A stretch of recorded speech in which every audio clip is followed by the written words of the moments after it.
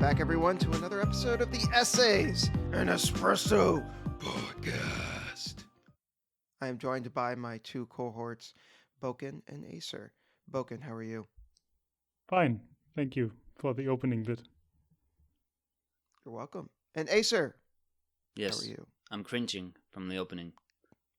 I'm glad. Your pain gives me sustenance. I hope you know that. Ooh. And you're going to be in more pain in the second half of this because we're going to be doing a Breath of the Wild Throwdown. Ooh, it's been coming for a long time, gentlemen. Oh, yeah. It's going to be amazing. We're going to be arguing about Breath of the Wild. It's going to be an event. But before that... If we prove in like 2 minutes that Acer is the dumbest, can we then just talk about Zelda in general? I would prefer not to dictate anything and just allow it to naturally form on its own. Just let it fly, Boken. If we just Spoken let like it fly, a it's gonna real be coward. It's gonna be Acer gaslighting us for 30 minutes before giving up. Hey, what is That'll this? be fun in its own way. But before that, Boken, do you want to talk about Mario 3D World and Bowser's Fury? You Yeah, can't. sure. I haven't played Why it. not? Fuck you. Shut up. You'll get your turn. Excuse me. You sit down, bitch. Fine. I'm gonna interrupt your talk though. Yeah, let's talk about Go. 3D World. All right. So this is my second time beating 3D World. I beat the original Wii U version when it came out. And I liked it at the time. I beat it with my nephew. And this time I beat 3D World pretty much by myself. So it was a little bit of a different experience. But Did your nephew not want to play games with you anymore? I'm psyching him out, guys, for the Breath of the Wild talk. no, it's just that when I first played it, he happened to be over and we beat it together. And this time he wasn't around, so I just beat it by myself. You just beat it by yourself because no one was at home. Interesting. Gotta beat it. So, how did you? I know that this is your first time playing it, Boken. How did you feel about it? I feel like I've been oversold on how good this game is. Because I find that weird. I find that so weird because people have been shitting on this game for years now. So No, I feel what? like we're living in. Shitting I feel on like we're it. in a. Yes, shitting on it. I've only ever seen people go like, "Oh, this game sucks." Or like, What? oh, this is. Yes. The fuck? Do you live Wait, in a I different have dimension? played this is the 3DS game, right? No, that's 3D Land. Oh, I hated that game. Yeah, 3D Land was pretty boring. I think 3D World is a lot better. Maybe it's confirmation bias because maybe I just follow a couple people who really like this game and they keep talking about it. But Mario 3D World always had this sort of mythical status as the Mythical? yeah What? the one game that everyone forgets about. The one good Mario, and not the only good Mario game, but the one Mario game that is just so underrated and it needs to come back. And now finally it's on the Switch and blah blah. That sort of stuff. That's so weird because like so many people, I have just only now people who are playing it on the Switch have started saying good things about it. For the longest time, people have not. I've just been like really down on this game. But I feel like it's not bad enough to be down on it.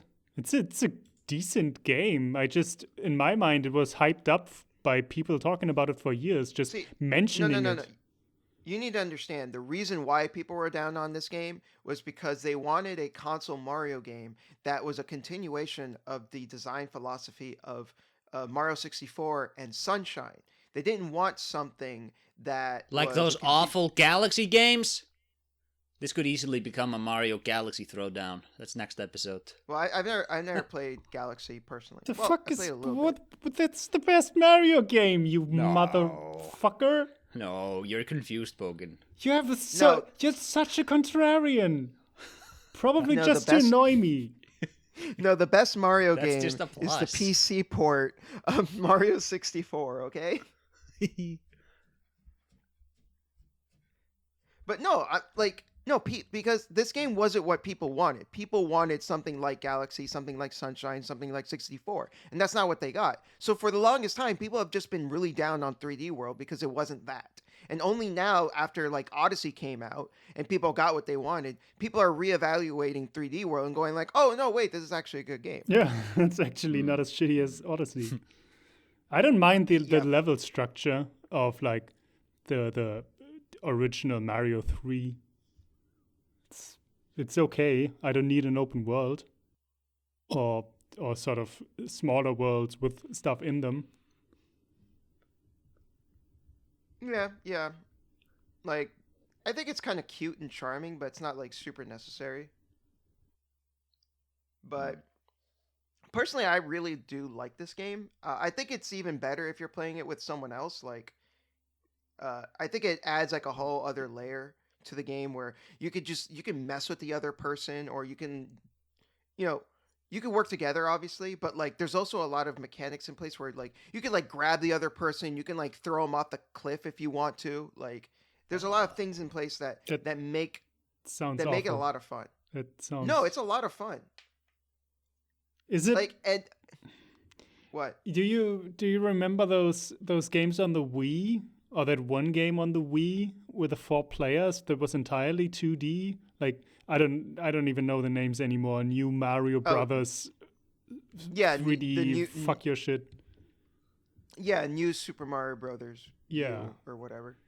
What is going on with these names? But anyway, those games, 4 people on the screen that all keep bouncing off each other, and they're trying to do like complex platforming challenges.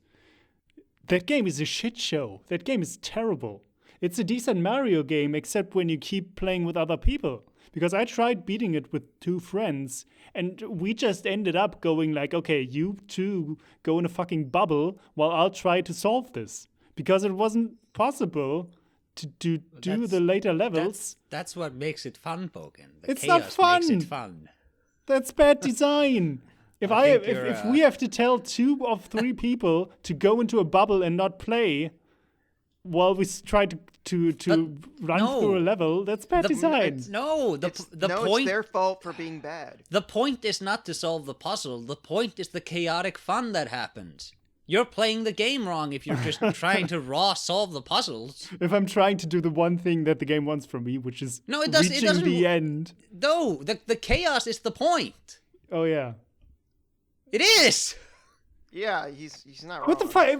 What does the chaos bring me? I'm not gonna win. Fun. I'm not gonna reach the end of the. It's not fun to try to do a jump and then some jackass comes in front of me and I die. Yeah. Yes, it is fun. Actually. No, the fuck is fun about this? It's unpredictable and it's crazy, and you can like. The person's right next to you, so you can like punch them in the face, and then you super slam them through the coffee table. I see. So that kind of fun. Yes. You're wrong about this game, Bogan. Like, are you actually defending this, or are you just fucking? No, this is real. People listening are going to say Acer is right. The game is about the chaotic fun. It's not about solving some puzzles. That's just the vector through which the fun comes from, Bogan. The chaotic fun is going to be fun for 5 minutes, and then you want to get shit done. And then you will realize that the game is shit. This is insane. Well, no, Maybe this is a Mario VU New Bros Throwdown. Jesus Christ. Well, anyways, getting back to 3D World, I only played it 2-player, to be fair. But I also beat New Super Mario Brothers U with my nephew. And I noticed when we were playing that game, we had way more problems. Like what you were saying, like it was just between me and my nephew. It was way harder to beat that game between the 2 of us than it was 3D World. 3D World, it was a lot easier for the 2 of us to work together in order to win. Okay, yeah, I can see that. you have Again, one less dimension to work with.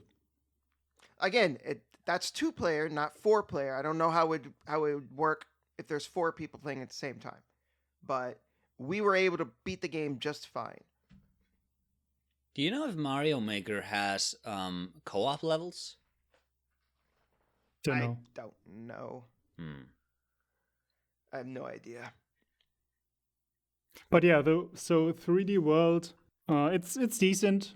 It's okay. I did have some major issues with it, namely the camera. Really? I thought the camera was fine. I had some serious problems with falling off the platforms on the further end, because it's this sort of 2D platforming that is actually 3D, but it's a very narrow 3D platform, and you're still going like side to side. But that means sometimes it's very difficult to judge where on the platform exactly you are, because it's a sort of 2D angled camera. And I kept falling off the background, which was really annoying at times. It's not game breaking, but I did notice that a lot. I never had that issue. Weird. I asked on Twitter, and I heard from a couple of people that they had the same problems. Oh. As I said, it's not game breaking. You need to be a little bit more careful at times, and then you can make it. You get enough level ups anyway. But I realized that the camera often did not want to cooperate with me. Interesting. Felt a bit aged. I didn't really have that issue, but I mean, if you did, then it is what it is. But there was also another game, Bowser's Fury. Wait. Did you? I have one more complaint if you don't have any. Okay, what's up? The power-ups. And the fact that you lose them when you get hit once. I think that's the Mario staple. Yeah, and it's not a good design. I realized this playing this in particular. That shit probably needs to change. Like it feels like an incredibly outdated mechanic to me, because you basically don't have any powers. At some point, you're gonna get hit, and that means that do more gooder. No. You know how Breath of the Wild keeps breaking your weapons to ground you to 0 to maintain like a baseline experience? That's the same thing. It's the same thing. Okay, here's the problem. The level design could be so much more interesting if you didn't lose your powers. If I could guarantee I have the catsuit for this entire level, and then the level designer did not have to accommodate for the fact that I might not have the catsuit at some point because I got hit randomly by some don't do that. projectile. Of course not. They can't do crazy. What? Well, they could do it. Like, doesn't Galaxy give you like they have like gimmick levels? They could do that in this, where they could just don't put any enemies or anything in a level, and here's the catsuit. Go crazy with the catsuit level. They don't do that. They basically don't do that. That's really maybe weird. 1 or 2 levels, but for the most, I think 99% of these levels you can beat as small Mario, even without the mushroom. You have to beat them that way because you might get hit at any point. And so the level design cannot really develop with these powers, even though there aren't that many great powers in this game anyway. But the catsuit is cool. It's just, it remains a gimmick because you just don't have it long enough. Okay. I kind of get what you're saying. I don't totally vibe with it because I feel like that's such a core part of Mario, but I can't really argue with either. It's true. Like if the level design was, because you're right, they have to design the levels so that you can beat them as Little Mario. And if they didn't have that constraint, then the level design could be better. It could be way more experimental and innovative, and just make more of the powers that it has. And I think, like, most of the powers in this game are boring anyway. I mean, you have Fire Flower, and then you have the Boomerang, which is supposed to just shoot a projectile. And then you have the Raccoon Suit, which is basically what Peach does anyway with a normal jump. And then did any Mario game have, like, a rubber ball power-up? Am I imagining that? That was Mega Man 8. No, like where Mario goes into like a ball, and if you jump from a distance, he'll just keep bouncing. No, that's SpongeBob. I'm not thinking about SpongeBob. It might have been Galaxy 2 or Odyssey, probably. I think Odyssey had that. No. No, I don't think so. Odyssey had the frog that can jump insanely high. Well, Nintendo, if you're listening, there's your next power-up. Make Mario a bouncy ball. Or don't. You don't have to do that. Probably wouldn't play good. All right. Anyways, so Bowser's Fury. What'd you think of that then? Way better. Wait, I just figured on the thumbnail we should have Breath of the Wild Throwdown also featuring Boken's Fury.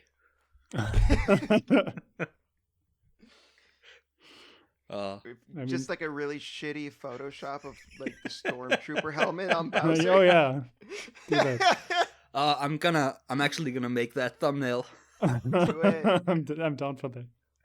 So I agree. Bowser's Fury was a lot of fun. I think it combines the things I liked about 3D World and the things I liked about Odyssey, and cuts away most of the stuff I don't like about either of them. And it's just like, could you guys really sell fun. me on this? I hear really good things about it, but I don't know what it is. It's basically. Did you play Mario Odyssey? No, but I know what it looks like. I've seen the speedruns. So the problem with Odyssey is that it's sort of open world-ish with smaller levels. But the problem is that you are hunting moons, and there's basically a moon around every corner. It stops feeling entirely rewarding to find a moon because there's just way too many. There's like literally hundreds of moons, and the majority of them are it's literally just there. Go get the moon. Okay, you have a moon now. And and there are some that require like so the moons kind of start feeling like coins in regular Mario games where it's just like everywhere. Yeah. The thing is though, you do need a certain amount of moons in order to progress.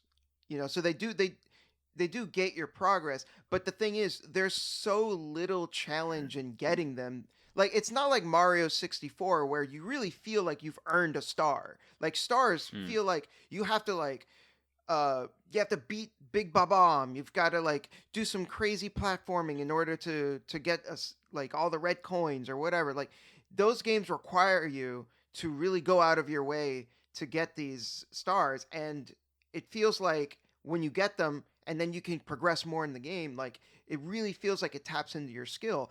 And in Mario Odyssey, you could sleep through that game and just like get moons just by doing the most menial things. There's no hard mode where you get like only difficult moons?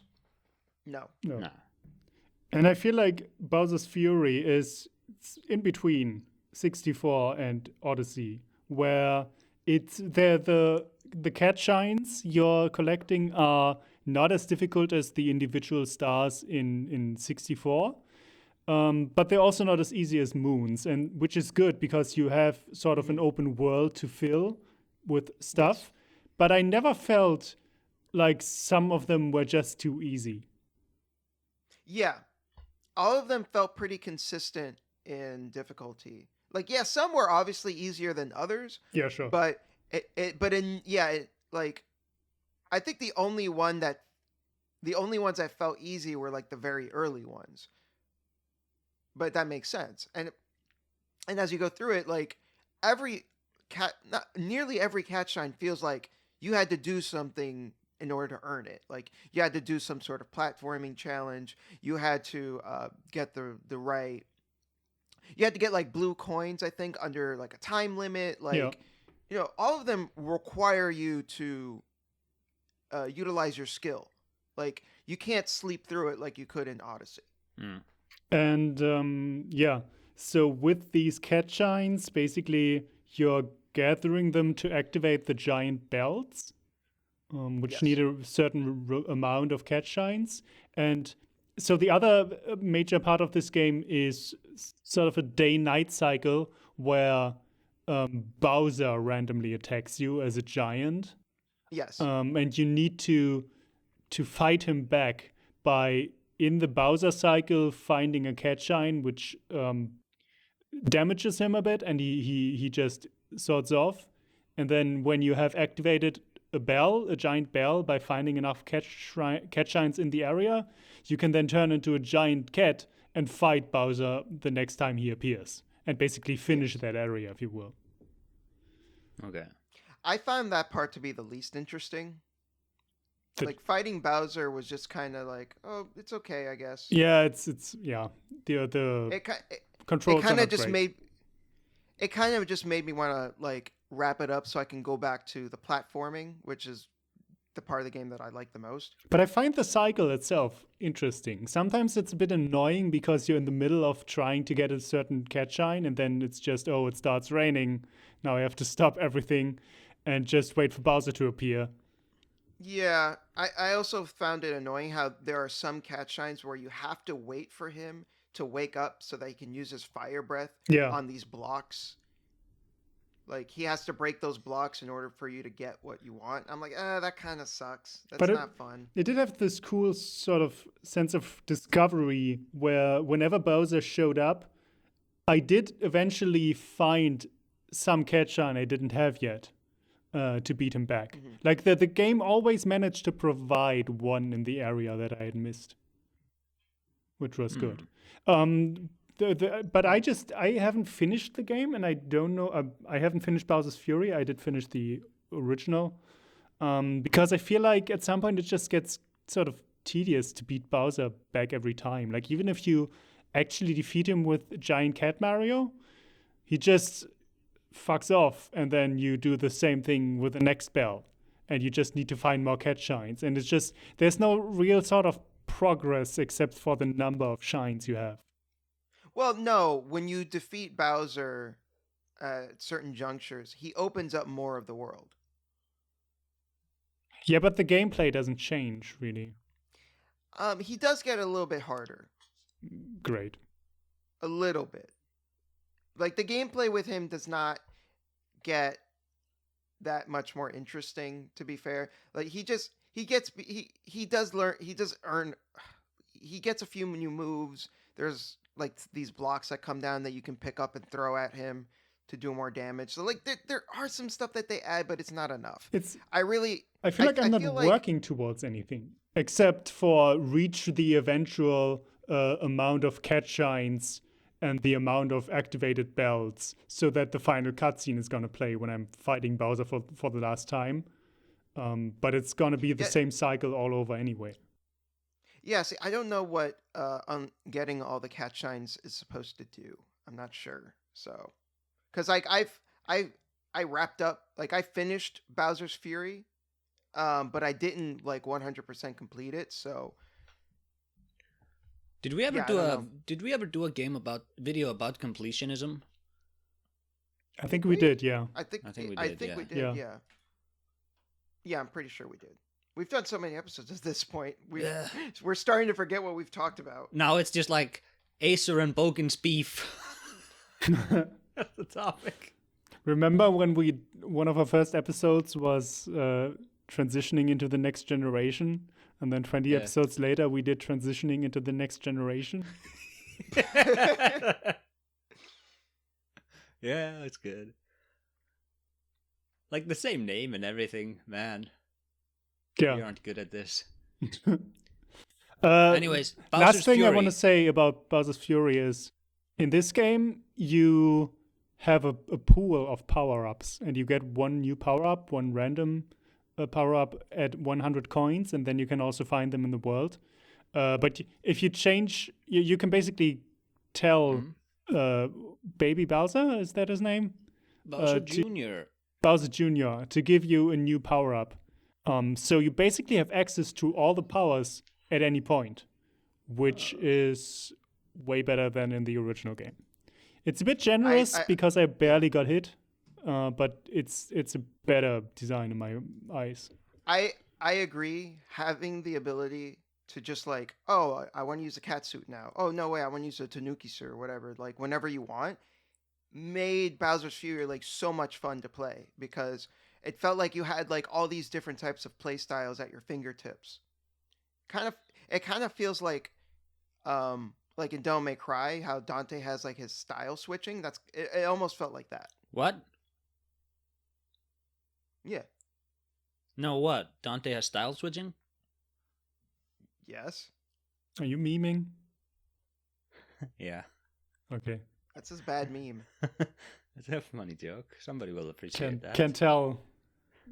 All With right, so Mr. I'm very bad at video games. I beat So, Devil May Cry 5. Excuse me? On easy. Yeah? Remember when you couldn't beat Hades and then you thought you're done anyway? Yeah. Even though you hadn't even started? you haven't even done shit. I'm like 20 hours in. I did enough. No! You fucking Yes. did not. I Did basically nothing. beat it. I basically beat it. You have to doesn't beat matter. it more than once. That's It the doesn't game. matter anyway. It's Final Fantasy VII Remake 1 Game of the Year. It's too late. Yeah. Final Fantasy So VII anyways, won Game of the Year, and then next episode you hear, "Whoa, Hades is actually pretty good." Yeah. Boken, Ah, I want to wait. I need to ask. So, Godzilla, King of the Monsters. Are you talking about the new one, or is that the original, like 1950s? no, film? the new one. Oh, Are you talking about the monsters like in evil creatures, or are you talking about the monsters like the Addams Family? so how was this? How was that movie? Was fucking trash. I watched this in preparation for Godzilla vs Kong, and now I don't want to watch Godzilla vs Kong anymore. Did 'Cause you this- clap when Mothra came? she was right there from the start. Did you guys watch this? No. I have seen it. Okay. I didn't think it was trash. I thought it was fine. I was just like, it was there. It's certainly a movie that exists. That's what I call trash, Daniel. A movie that doesn't do anything, that is boring, and that is cookie cutter generic bullshit Hollywood is what I call trash. Okay. And it's not like this movie was good, and like this movie had, in my eyes, no redeeming qualities whatsoever. It's just boring characters, boring monster fights, and I got nothing out of it. And like the script is terrible as usual, as expected. Like every 5 seconds you have to ask yourself, what? How do you know this? How did you get there? Are there no laws of physics that prevent you from just going from fucking Mexico to Antarctica within 5 minutes of your universe? So all of that shit, like, I don't know. It's I didn't care enough to like even want to like point that stuff out because it's just like so whatever. it is whatever, and it would be okay if it was whatever. Like if the characters are boring and generic, and they are, like they are boring and they generic. have no personality to them. Their motivation is, oh, I want to stop Godzilla because Godzilla killed my son, and oh, I need to protect my family, and oh, let's bring the monsters back because humanity sucks. That is the level of writing in this. And it would be, if that was it, and that was in service of the monster fights, then fine. But the monster fights are also not good. And the CGI isn't great. Everything is hidden behind like smoke and rain and darkness. And the monster, like way too many monsters, none of them had enough screen time. Just way too. If you want to write generic, boring characters to support this monster movie, then don't have 60% of the runtime be drama with those characters. Like that was the problem of the first Godzilla movie as well. It just doesn't work, and I don't understand why they keep making these movies. Like this. Falcon, I have the perfect Godzilla movie for you. Unironically, Godzilla Final Wars. Is that the one where the government is incompetent? No, that's Shin Godzilla. Okay. No, That's Godzilla the Final. Neon Genesis Godzilla, right? Yes. No, Godzilla Final Wars is basically just fighting all the time. The humans fight, the you got kaiju battles. It's just it doesn't take itself seriously at all. It is just a goofball movie that's just over the top nonsense, and it just revels in its own absurdity, and it's awesome. It's a lot of fun. It's genuinely just like dumb fun the whole way through. Sure. And the kaiju are not CGI monstrosities, except for the one scene where they fight the Godzilla, the original Americanized Godzilla, because that's a CGI monstrosity, and the original Godzilla just kills it in like a second. It was fucking great. Okay. Is this an American movie? No, it's Japanese, made by Toho. It was so funny because Japan hated that 1996 Godzilla movie. Like, it was considered like a disgrace. So like as it should. And yes, and this movie just like throws so much shade on it, where like Godzilla just like tail whips it once, and then it just fucking explodes. And then because the story is like the bad guy's like controlling all the kaiju or whatever, and even he was like, "Yeah, I should have expected him not to be up to much." Like, it's like, oh yeah, I guess I should have expected that. Yeah, after I got done with this movie, I just started thinking about what do I actually want out of these and how should they be. Like, I understand there are Godzilla. I mean, I know there are Godzilla movies that are very tongue-in-cheek. But then I also thought about the only recent of these movies that I liked, which was Kong Skull Island. I thought that was pretty fun. It was fun, but it was tense. Like, it was also more gory, and it was basically a survival movie with King Kong on the side. And there was a lot of just the human characters generally fight Godzilla. Yeah. So real quick in the chat, I just linked the fight between the American Godzilla and the original Godzilla. I'm not editing this. I'm not editing this. You have to watch it later. I'm not gonna watch this now. So you can watch it later, but like, it's so fucking good. Yo, Godzilla Final Wars is so fucking good. Like, it's just over the top nonsense. It's great.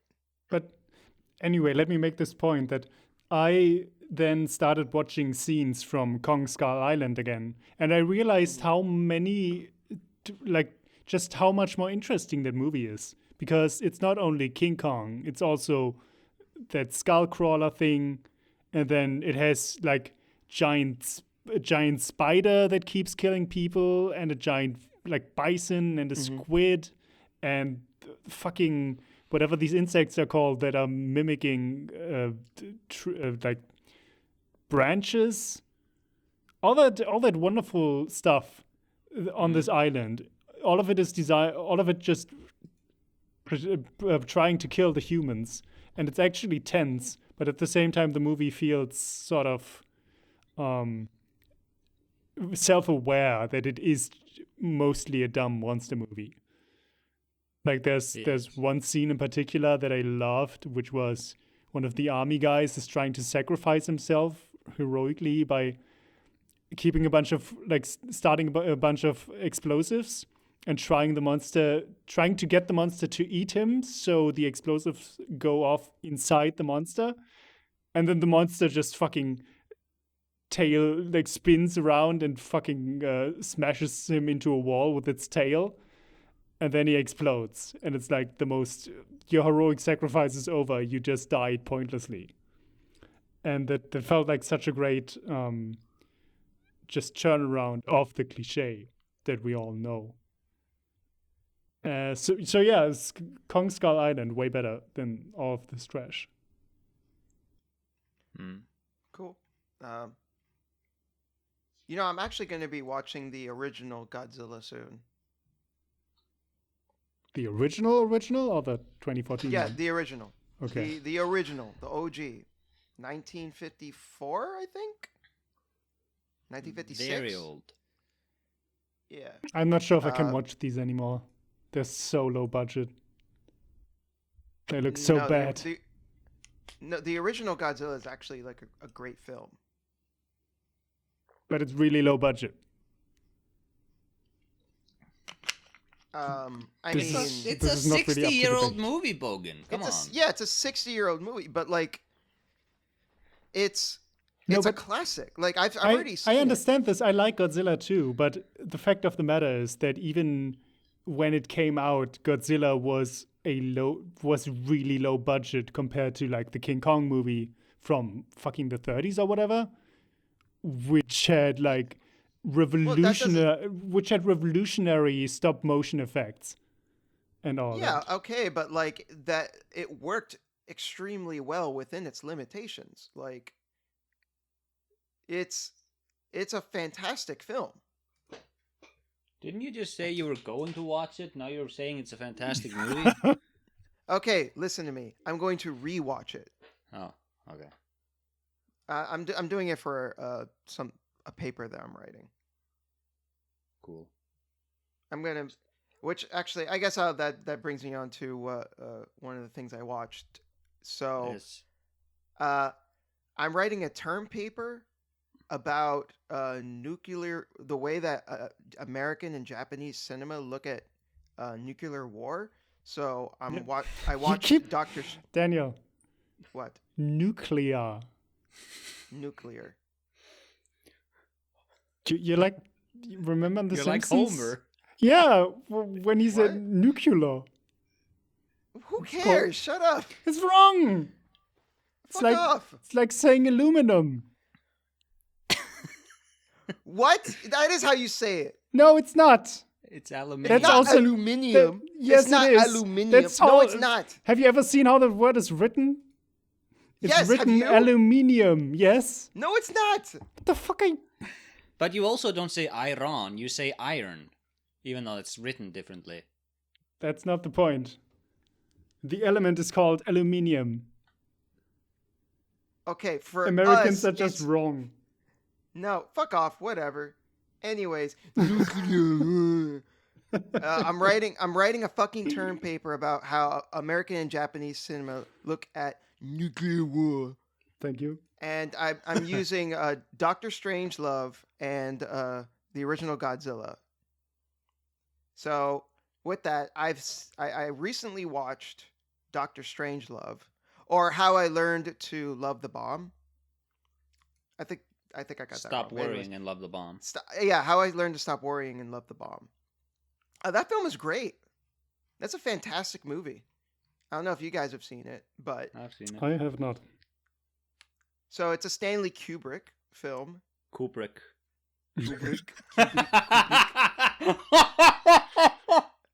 Also, Guys, I You guys are the posted worst. I posted the Wikipedia article. I don't of know if aluminium in the chat. Notice the two eyes in the name.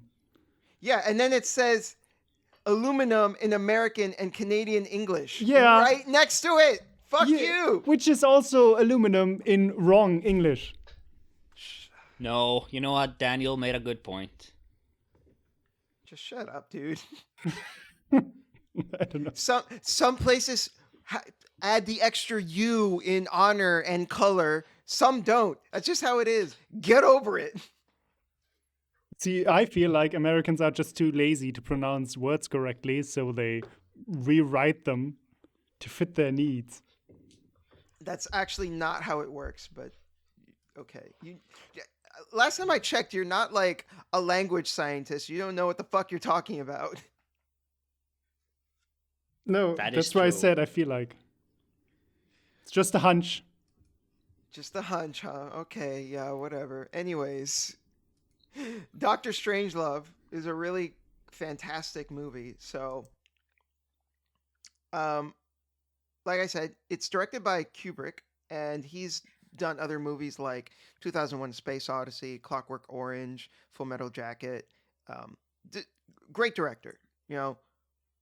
Some One would, of the some greatest would say directors the best. Yes, one of the greatest directors of all time. And this is He's one of his okay. earlier films.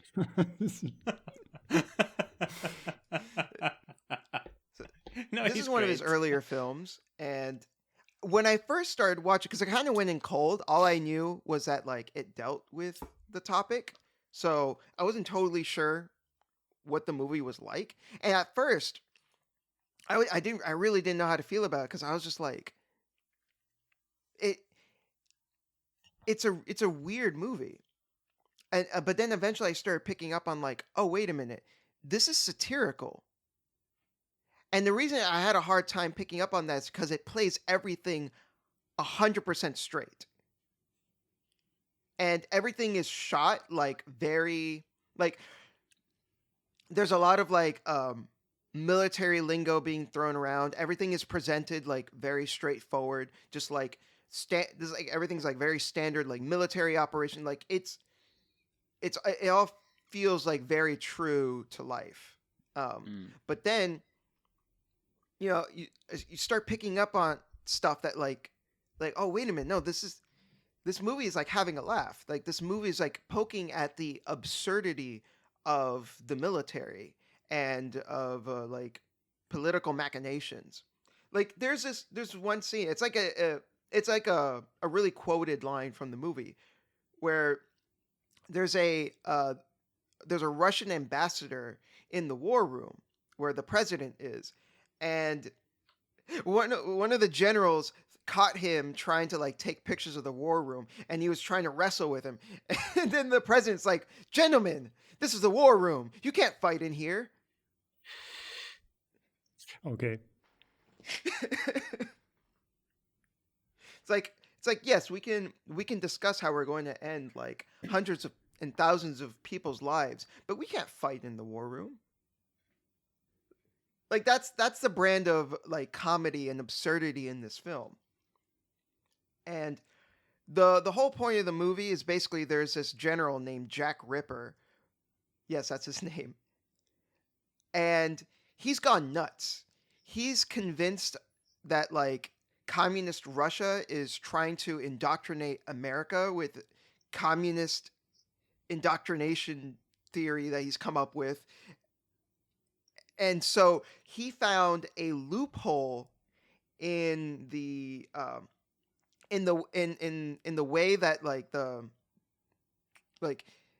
in the way that they've basically laid out all these laws and rules and stuff. Like he's found this loophole so he can bypass everything and nuke Russia. And the thing is, Kubrick he whenever he gets wrapped up in a subject, and when he's making a film on something, he gets totally absorbed in what he needs to know in order to get his point across. So I what he was showing in the movie is real. Like this is something that could have theoretically happened. That like if you just have one crazy person in the wrong place, it could theoretically lead to nuclear holocaust. Nuclear holocaust, but yes. Yes. Fuck off. It's just funny. So yeah. Yeah, okay. So yeah, great film. I would recommend it. I mean, you don't need to hear that from me. Like it's considered one of the greatest films of all time. And I'm just like confirming that. Like, yep. Did you know my man Kubrick don't miss? Did you know with Peter Sellers, I've heard this story. I don't know if it's true, and I'm not gonna verify it. With his performances, Kubrick directed him like Kubrick did 1,000,000 takes of every scene, and for Strangelove, every time Sellers was on screen, the final take, Kubrick would always direct him, okay, this one is just for fun. Do some like play it as silly as you possibly can, and every one of those takes was used. I don't know if that's true, but I believe it. Someone out there probably knows. I totally believe it. Interesting though.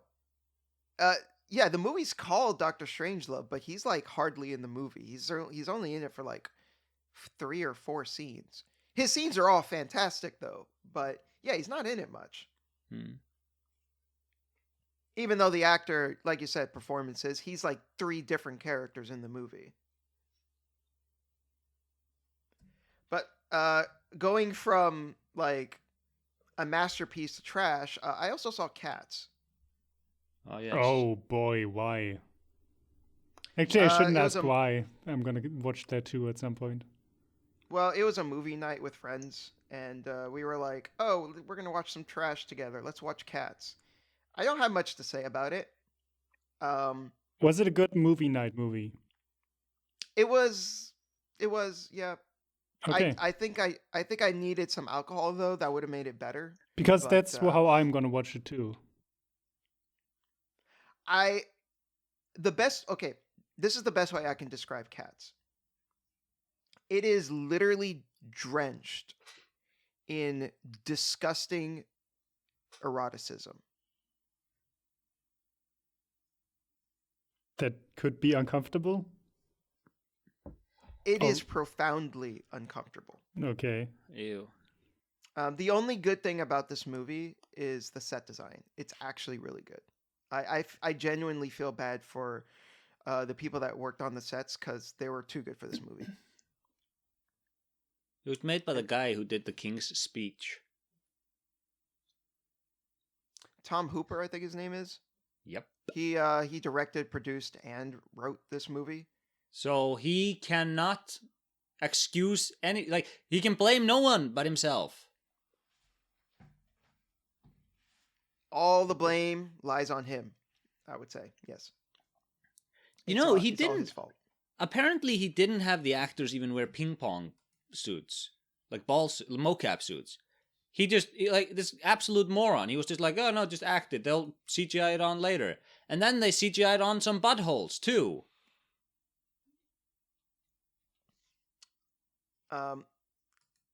But I don't know if the CG was very inconsistent. There was sometimes their hands were like human hands, and sometimes they were cat hands, and it was just yeah.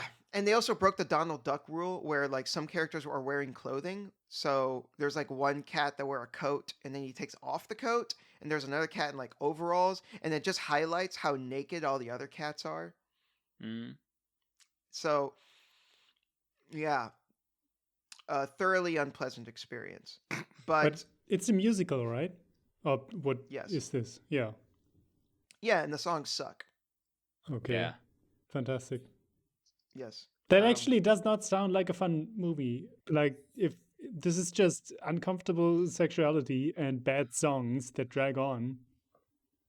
Yeah. Well, it was a large group of people, so we were all just like clowning on it. So that's what made it fun. But yeah, it's otherwise, yeah, not good. I don't want to linger on this any longer. Right afterwards, we watched Samurai Cop, which was a lot better. And also Samurai Cop has a disgusting, uncomfortable sex scene. Multiple sex scenes. Multiple. Yeah. I feel like too much of these episodes we do are devoted to trash movies. I feel like Boken has managed to corrupt you, Daniel. He will not corrupt me. A little bit. But Samurai Cop was a lot of fun though. Like it was just cheese and the just bad writing and like overacting and underacting, and it was just it was just fun, you know, like dumb action scenes that make no sense, and like it was a fun time. It is one of the essential bad movies. Yeah. That is really funny throughout. There's very, very few bad scenes. I think my favorite scene though is when the Samurai Cop climbs over a fence, and then like his friend climbs under it, and then he asks like, well, why did you go under? And he just responds with, because I'm an undercover cop. Yeah. And he's got this like shit-eating grin on his face. Like, I loved it. Have you seen the Red Letter Media did an interview with Matt Hannon, I believe his name is? Yeah, I have seen. Character. I saw that I saw that when they released that video, but now I want to like. I need to see it again now that I have the film for more context. Yeah, definitely. It's an interesting interview. Although I feel like Matt Hannon might be a bullshit artist. Like I realized in the second half of that interview that he's just there ultimately to promote Samurai Cop 2, which they made years later in order to just cash in on the cult following that the first one had. Yeah, I heard Samurai Cop 2 sucked. Yeah, I mean, I assume so, because you can't make these movies. Well, maybe you can, but you shouldn't make these movies intentionally. Yeah. Remember how they were going to make Troll 2 Part 2 and that never materialized? Yeah. I mean, I will at least give him this. That's a pretty great title. Like, I'm sure if he would have actually made it, it would have been terrible, but that's a great title. But getting off of cheese and trash, I also, this is the last movie I'm going to talk about, I swear, is Eraserhead by David Lynch. Have either of you seen this? I have, and actually recently. Oh, okay. What do you think of it? It was kind of weird. Not my favorite movie. It's not like it has like I'm not thinking about it as much as a lot of people do. But it was a good watch. So yeah, when I very first watched it, I didn't know how to feel about it. But the more I reflected on it and like talked about it with other people, the more I ended up like enjoying it, like realizing, oh, I think I do like this movie. It's pretty bizarre, and it's very obtuse and abstract, but I think it's a really fascinating movie. Like I think it's one of those movies though where I feel like I have more enjoyment thinking about it than I did like actually watching it. If that makes any sense. Sure. But see, people say this is this weird, as you said, abstract and obtuse movie, but I feel like it's not that hard to decipher what it's going for. Well, I mean, the obviously themes are pretty obvious. Yeah. Like, it's obviously about how fatherhood is really scary.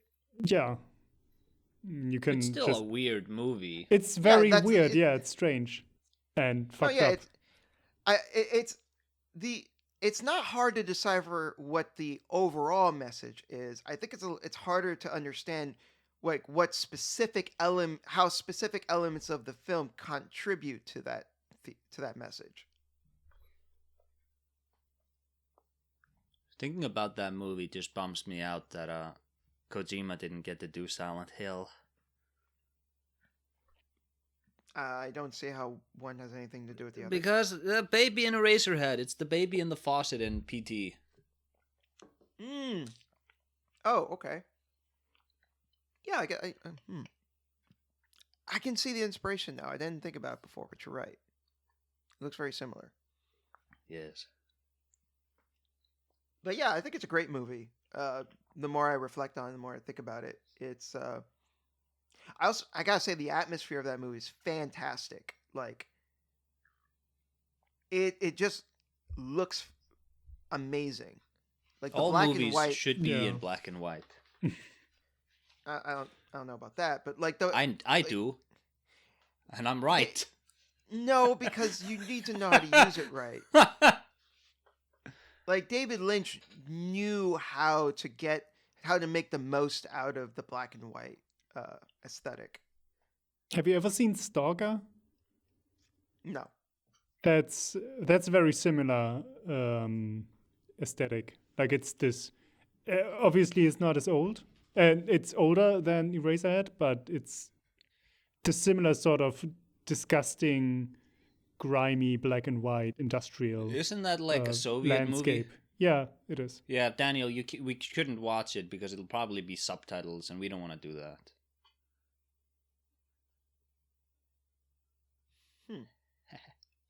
What? What? Don't pay. What was that? Don't even encourage him. What happened? Don't even encourage him. Don't even encourage him. We don't want to read subtitles in movies. Is there a dub of Stalker? Don't you fucking dare. All right. Oh, hi, Stalker. I didn't know you were out here today. Real quick, the last thing I want to talk about is a game called Panzer Paladin. I'm pretty sure neither of you have heard of this. I've heard I of have it. actually heard of it.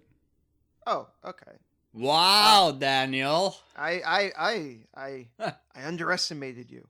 Also, it's called Panzer. Thank you.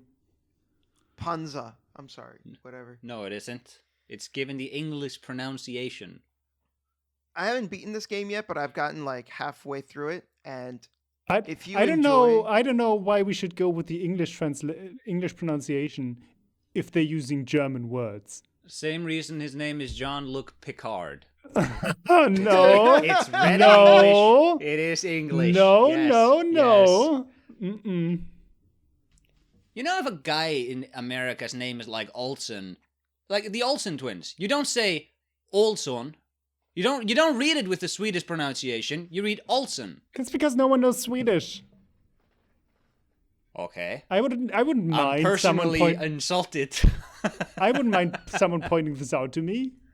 No, I it's just not. don't- It's not Haley Joel Olds. No, it's not the same. Hold on, I thought it was that's Osman or something. You don't say the Olsen twins. It's the Olsen twins because they're Americans, and then you use the American pronunciation. It's the same with Picard. It's the same with Panzer.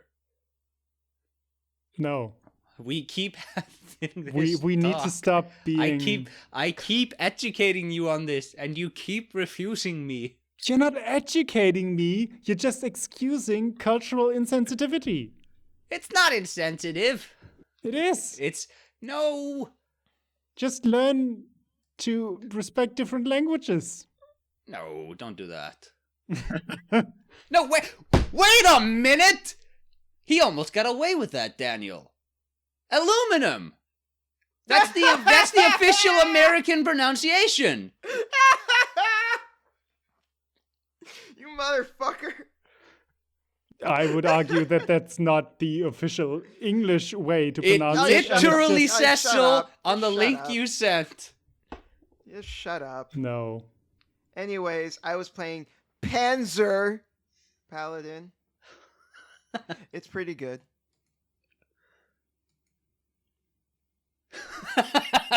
Okay. I have nothing to say to you. Yeah, I got like halfway through it. I plan to finish it. It's like a Mega Man-esque type of game. Really great sprite work. Really good music. Mm. If you want like that Mega Man-esque type of gameplay, except it's not run and gun. It's like you the way it works is you get different weapons as you play through levels, and you get different like spears and swords, and they break as you use them, and they all have different abilities as well. So you can use one to cast like a thunder spell, or maybe to heal yourself or whatever. Would you So- classify Mega Man as a run and gun? I've only played the first one, and that's more like an action puzzle game almost. I mean, Like I think I mean run I and mean gun. it in the- That's more like Contra, right? sure. I mean, I'm just saying in the technical sense that Mega Man jumps and shoots things, Oh, okay. right? Like I'm just specifying that, like, well, in Panzer Paladin, Panzer, you don't shoot things. You have like weapons. Bogan is very quiet. I'm just waiting to drop my response.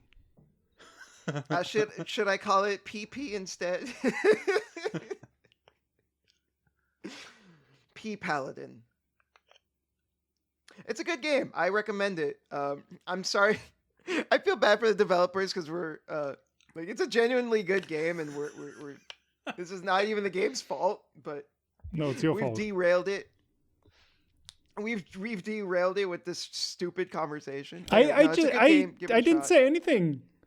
You now derailed it again by noticing that I didn't say anything. It's not my Well- fault. Acer was the one who pointed it out. I don't mind derailing this. Anyways, pick it up. It's a good game. If you like the old school, like 8-bit type of like action platformer, it's good stuff. Acer, Yes. what Okay, have you been up to? So, did I talk about Dracula last time? I haven't updated this list in a while. I don't No, think so. you didn't. Okay, so I watched Francis Ford Coppola's Bram Stoker Dracula. Oh, that's the one you saw? Yeah, it's a... Okay, not only is that a bad movie, Francis Ford Coppola is a bad movie maker, I think. Now... Well, wait a minute. He's made some classics. He's made Apocalypse Now. He's made Godfather. Yeah, Godfather, I think, gets a bit of overhype. But that's not here nor there. That is kind of exactly here because it specifically connects to what you were saying. I'm just saying. I don't think his movies are nearly as. I don't get the love for people have for his movies. They're always sort of like boring and really drag on, and it was look at the actors. Al Pacino is so bad in the Godfather movies. He is so bad in them, guys. What? Come on. This is just true. You're gonna tell me that Apocalypse Now is not one of the greatest movies ever made? I'll gladly tell you that. Fuck off. Get out of here. What would you Apocalypse rate? Now. What rating would you give so Apocalypse Now? Well, from my patented 1 out of 10? Yeah, with thumbs up and thumbs down. That's not me. Daniel is thumbs up or thumbs down, isn't he? Well, you're the one with the strong and the weak numbers. No, I'm 1 to 10. I'm the one. I'm the one with the strong and the weak. Okay. So I don't know. It's pretty obvious that you guys don't know who Anthony Fantano is if you didn't pick up on the strong and the weak thing. I know who that is, but I don't watch his videos. Oh well, when his number rating is like, oh, I'm gonna give it a decent to strong 5 or whatever. But he does it as a joke, I hope. No, that's actually how his review Oh my god. score goes. That's actually how he does it. Yeah. Fuck this. I don't know. It's like Apocalypse Now is like a 6 or whatever. What the It's not as good as the book. hell It's is not as good as the book. wrong with you? It's not as good as the book. We went over this when we talked about Spec Ops: The Line. Oh, I'm so close to tweeting about this. But Dracula. So first of all, enough has been said about Keanu Reeves' terrible accent. He does so much to redeem that movie because at least he's trying. You know who isn't trying? Anthony Hopkins is not even trying. Anthony Hopkins is like he's sleeping over there. And this movie came out like 2 years after Silence of the Lambs. He gained like 50 kilograms and ate 20 years in between. It's terrible. Also, Cary Elwes is in that movie. Why isn't he Jonathan Harker? He's actually British and a good actor. Gary Oldman is good in it though, and I like everything in the movie except the things that Francis Ford Coppola did. So like the makeup is good, the scenery is good, the special effects, it's all good. But man, get somebody who knows how to put together a movie to make your movie, right? Am I right, guys? That is generally a true statement, yes.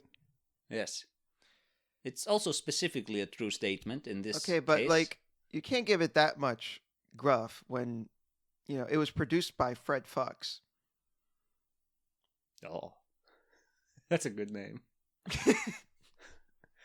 Do you guys know about Superman producer John Peters? No. Maybe we'll talk about him one day. Anyways, so I thought I'll watch this movie and I'll find things I like about it. And I did insofar as I saw a lot of the stuff Bloodborne specifically draws from.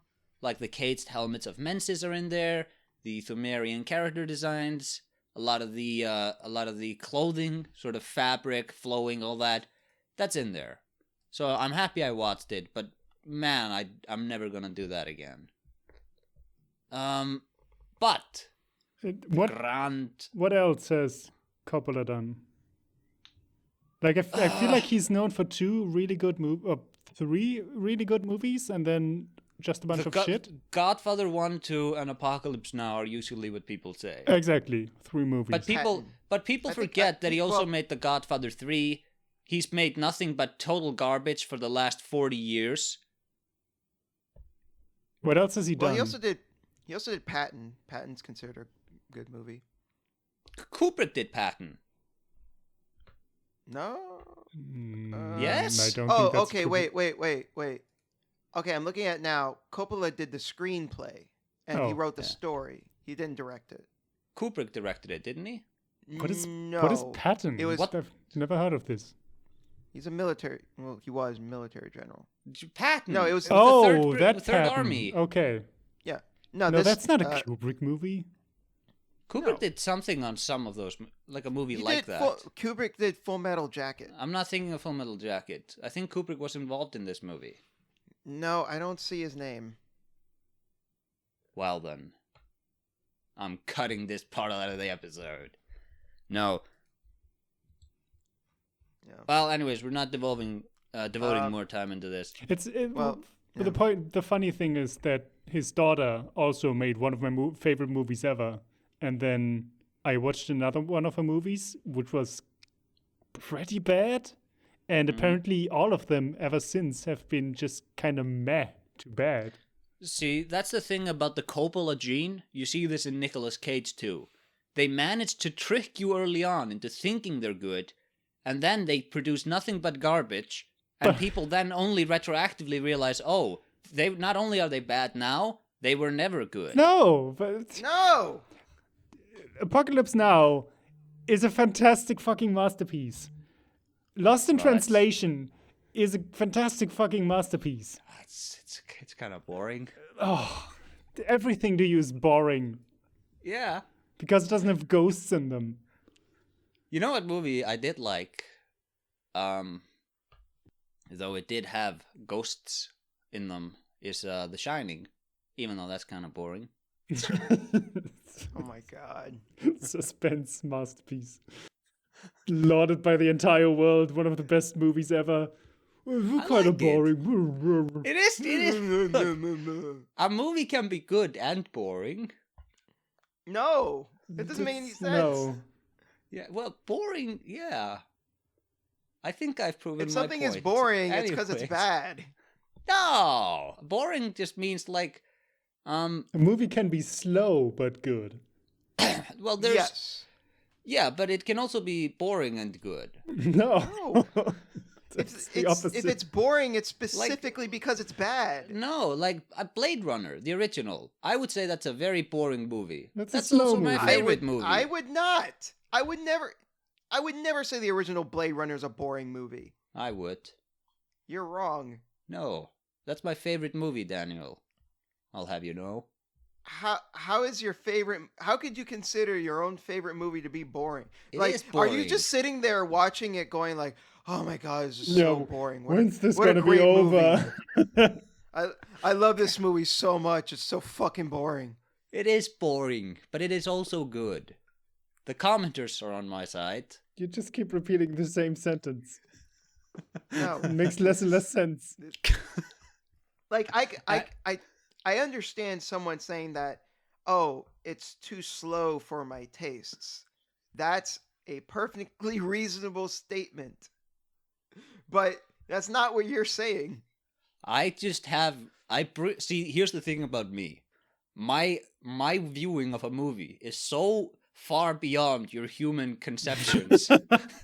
I bring so many different perspectives when I watch a movie that I can see how a movie is boring but also good. Like Dr. Manhattan. Defeated. Yeah, well, I would call myself Dr. Ace Hatton. Oh, Jesus. People say it all the time. Oh my God. Someone just shoot me now. Just release me from this mortal coil. But if they do, Daniel, we won't be able to have the War in the Pocket talk, now would we? Okay. Okay. All right. All right. Did you I was actually gonna watch watch it? I was gonna Ah! watch it. I was gonna Oh. watch it. But then I decided, you know what? I really should probably finish Avatar: The Last Airbender. Why? I've been watching a few episodes of that. Well, because a I few don't. episodes. Uh-huh. We don't believe me? I was gonna say I would not believe for a second that you've already seen all 3 seasons. Oh no, God, no. I do believe you, but we do not have a timer on that yet, which is weird that you're already on it. It made What do me you start mean? it now too. We never said when we are going to record that episode. It's not like you're under any sort of time pressure. I mean, it's three seasons. I mean, it's not going to be for a while. Yeah. Sure. And that was my thinking. I could either watch War in the Pocket, or I could actually start digging into this rather than watching it all last minute, like I usually do. So I've been pacing that out. I'm like 2 or 3 episodes in right now. I know who Aang is. He's the little kid. An avatar, some say. Yes. Is this going But to I'll be the watch- new bit now that every episode you say you were going to watch War in the Pocket, and then you don't? I hate this. Just continue I- finding worse and worse excuses not to watch it. Oh, I thought I was gonna watch it, but then I decided to grill instead. Just bring up War in the Pocket every episode, even though there's no reason to. No, I have it. I'm Kaiji right now. Kuyashi. I hate it. Anyways, I have nothing to say about War in the Pocket. I assume it's okay. I did gaslight you pretty good for a while, but no, I didn't. I fooled you. But that's all I have to say. I don't have a lot of topics. Okay. Let's just take a break then, because I can't handle this much fucking nonsense right now. I hope you all listening realize that, like, I'm the straight man while I have to deal with Acer. The fucking... He's the jokester. That's giving him too much credit. It's very brave of you to call what I do jokes. It's very generous. And I had to take the brunt of it. And while Boken sits there, like, with a shit-eating grin in the corner, as he makes fun of the way that I say things. Aluminium, Panzer. Fuck you. We're taking a break.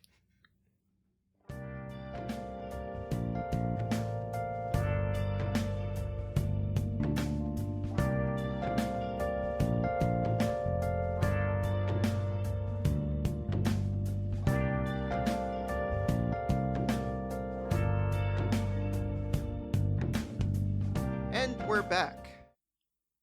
So this totally just impromptu discussion is because of a Twitter spat between the three Yes. of us. Acer said as usual, some dumb shit, and Boken was just like, "Nuh-uh, girlfriend," Yes. and now here we are. He was triggered. And As the you kids agreed say. with me, Daniel. Let's not forget that. Now I want to make it clear. Let's make this grid for the audience. Acer is on one side of the grid, not a fan of Breath of the Wild. Boken, Now, you're hold on on. hold on. Boken is on the other side of the grid. Blind Likes Breath of the fanboy. Wild. Oh, like- likes Breath of the Wild. I'm like more towards the center, but also leaning more towards Boken's side, where I'm not a huge fan of the game, but I like it. Okay, so I'm scrolling down right now. I specifically want to tell people what the tweet was. So I said, Breath of the Wild is great, like how The Last of Us is great. Polished and iterative, not new or unique. Both came like 5 years after their niche got old. That was the specific tweet I sent out.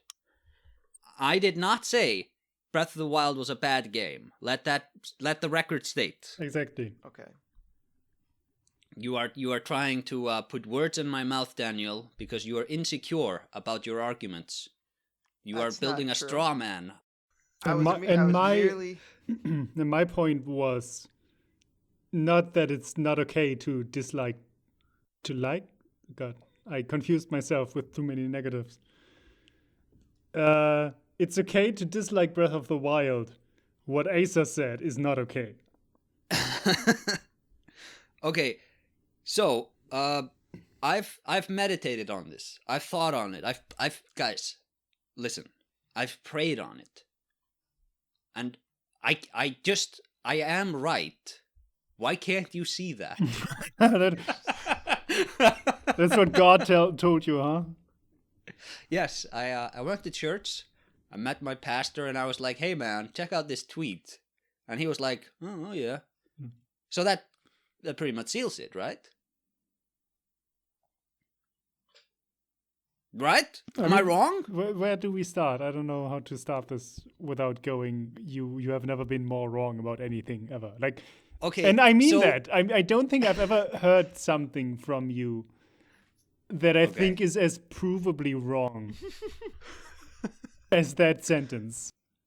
Okay, so I'm going. Can I, just before we talk about this, can I guess what you're going to say? Okay. Okay, so I think your argument is going to be that I am looking at the game through the lens of an open world game, when I should be looking at it as a game where what is praiseworthy is freedom, the freedom of the game. The open world, that's not the point. And that my criticism is that if you look at it as an open world game, yeah, it's very just iterative on a bunch of stuff that came before. If you look at it as a freedom game, it's very new and unique. No, that's not what I would say at all. Okay. I think calling Breath of the Wild iterative is an insult to the game. Okay. I think that game is insanely unique. It has a bunch of different approaches. And I think I said this on the podcast before. In my mind, open world games have been trudging along for 10 fucking years. Or I guess at that point, 6 years since Breath of the Wild came out in 2017, I want to say. Oh, and yeah, open world games basically looked at Assassin's Creed 2 and went, we're just going to do that over and over again. Yeah. Yeah, I want to say 2010, 2011 is sort of where the explosion began. Like, it's around Skyrim. Sure. And like Arkham City and stuff. And then, Arkham City, as I said, was when I really liked that formula, but it was that formula that kept just being iterated. And I think Witcher 3 did a bunch of good stuff with the open world genre. And that's why I think that is one of the most popular and probably important games of the last generation. And then in my mind, because I'm not that much of a Witcher 3 fan, Breath of the Wild came along and proved to the entire fucking industry how we can just design open world games differently, and basically solved a lot of the problems that those games had in one fell swoop. Nintendo never made really a big open world game like that before, and then they come and fucking smash it out of the park. Does Breath of the Wild have a lot of problems in sort of the tuning of its ideas? And does it also piss off a lot of people because of the new stuff it tries? Yeah. But the ideas it has are fucking great, and that's why I love that game so much. And to say it is iterative, like I wouldn't even call Last of Us iterative, really. I wouldn't call it innovative, but Last of Us is a very safe game and an overproduced game. I think Breath of the Wild is not safe at all. So there, a YouTuber named Nova Canoe did a video on Last of Us that I really liked, and I think his closing thoughts on it sums up Last of Us the best, and that is that The Last of Us plays like a lot of other games, but no game plays like The Last of Us. The Last of Us is a combination of a lot of ideas that we've seen before, but no other game was able to combine its ideas in the way that The Last of Us has. See, when I look at The Last of Us, I think it's very like refined as what it is, but it is just Uncharted with a crouch button. Like, no, it's and not. And no, what? It's not. You have a crafting system. There's no and you have there's a crouch. No crafting. There is no crafting in Uncharted. Yes, there is. You craft like medical kits and Molotov cocktails and stuff. No, Was not that in, added? no. What are Was you that guys added talking in about? 4? In, Was that added in in Uncharted? Last of Us. No, In but The Last of Us. yeah, but Daniel's I'm- point was there's no crafting in Uncharted. Oh yeah, no, I'm saying it's okay. So Last of Us, it's just Uncharted, but you have crouching, you have some No. crafting, and No. you have those the ladders you move around. That's basically it. It is that game again. No, it's not. That's Yeah, ridiculous. that is just what it is. No, it's not. That's absurd. What is it then? I mean, I What can else kind is of it? see that. I can see. It's a third person shooter where you kill the enemies and you move from point A to point B. And there's a bit more That's a focus very on the survival elements, obviously, but it's this sort of cinematic, crouch behind cover shooter. I mean, that's a Yeah. very reductive way of looking at the game, though. There's much more to The Last of Us gameplay than just, oh, it's just Uncharted again. Yeah, sure. It It's- is, yeah. but it is clearly iterating on that game. But it is that kind of game, just iterated on somewhat, and then polished to a mirror sheen, and then you get The Last of Us. I don't agree. Okay. No, Anyway, that's where I say with Breath of the Wild, it is every other open world game. Picks it, like cherry picks some mechanics here, No. some things here, some things here. It refines, iterates on some of them, polishes it really well, and then you just have the Breath of the Wild. Okay, let's Let's go. Okay, just the way that you describe The Last of Us and the way that you describe Breath of the Wild, I feel like there's like a huge disconnect from how we process these same ideas and concepts, because I just don't understand how you could say those things, because there's like it just comes across as reductive to me, because you're just like you're boiling things down to such a degree that like you're dismissing so much of what makes these ideas, their own things in their respective games, and then you're just like, oh no, it's just taking this and it's just like refining it. No, there's a lot more to it than that. Okay. See, the thing is, Elaborate. hold on. Yeah, with Last of Us, I don't even like Last of Us, but I'm struggling to really name. Yeah, I think that the Nova Canoe is right. Like, I'm struggling to mention to name any games that came before it that I could point to and go, no, this is Last of Us again.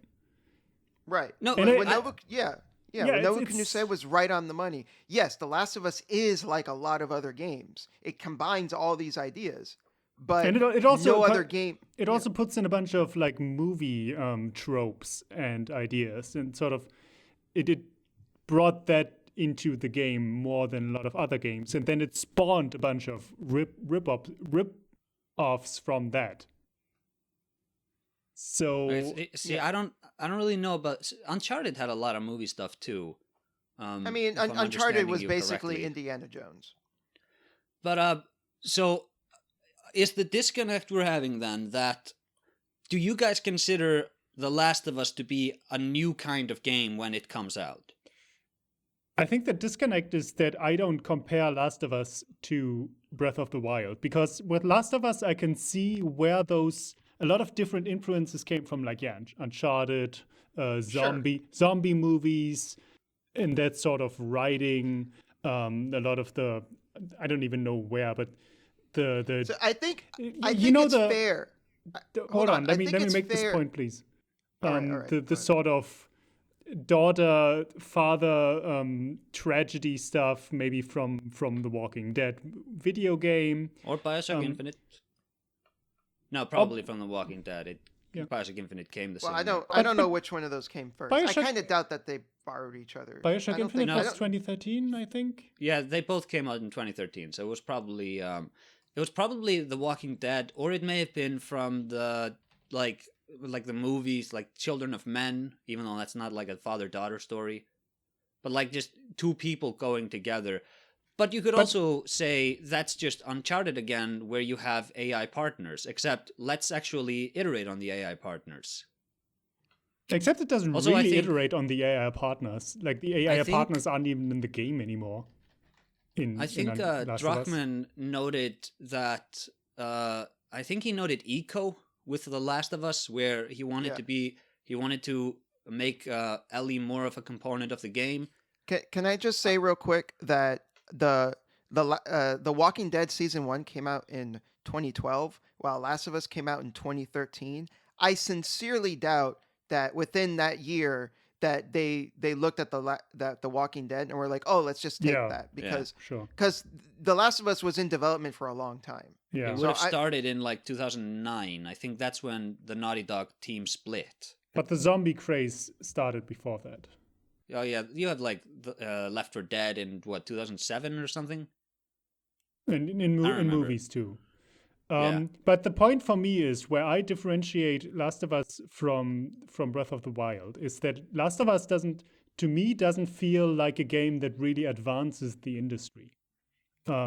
It's a lot of different influences, but then put in a very safe end product that led to a bunch of games that I find highly uninteresting because it is that sort of we need long cutscenes and overwritten characters and people constantly talking and hold forward to win, that sort of stuff. That's where I don't think Last of Us really was a good advancement in gaming. Whereas Breath of the Wild is so much better than all of these other open world games because of the new ideas it has. Maybe you could call I don't think that's iterative to say what Breath of the Wild did with its towers is just an advancement of what Ubisoft has done. I think that's not even a refinement. It's just thinking. I mean, how it did its open own thing. Yeah, it's a different way to approach open world gameplay by not letting you. By not giving you just a bunch of a giant map with objective markers everywhere. No, you go up there and you create your own objective markers. You mark your own shit. You just look what looks interesting, and the whole world is molded around this idea that you go to high places, and you can also safely get off those high places with the movement tools you have. But isn't that how everybody plays Skyrim anyways? You just look at the map, you look around yourself, you see, oh, that would be interesting to go, and then you go there. Not really. With Skyrim, you're literally just like you just stumble on things, and the game is like, here's a marker, just go here, and you're like, okay, I did a quest, I guess. With Breath of the Wild, the towers specifically, I hear some people say what you're saying, Bogan. When I played it, I literally only used them to unlock the maps, and I never went back up on them. So to me, they were just Ubisoft towers again. But they didn't unlock any objective markers for you. But they opened up the map for me. Yeah, sure. But they didn't guide your gameplay. You still had to you don't have to go up to the tower and look where you want to go. You can just move forward and see what looks interesting. That's also a different way. But you don't specifically look on the map and I'm gonna go here and here and here, and those are the three types of quests that I want to do right now. That's how most other open world games function, even to this day. And Breath of the Wild doesn't have that. Breath of the Wild wants you to look at your surroundings and then find interesting stuff to do. Sure. Here's the difference. In Assassin's Creed, when you find one of those like towers and you have that camera spin or whatever, and you look at the map, it opens up the map, and then it places a bunch of little markers all over the place. It's like giving you a checklist of things to do. The difference with Breath of the Wild is all it does is it reveals more of the map. And then it lets you figure out what you want to do next, rather than the game tell you what to do. But I see that is exactly my experience with Assassin's Creed. I never did any of the little optional stuff in Assassin's Creed. The towers were just a way to open up the map. And as for Breath of the Wild not directing you, but rather you just going around and finding stuff, that's just Morrowind then. I mean, that's just an open world. Is Morrowind to Skyrim what Breath of the Wild is to Assassin's Creed? Yeah, probably.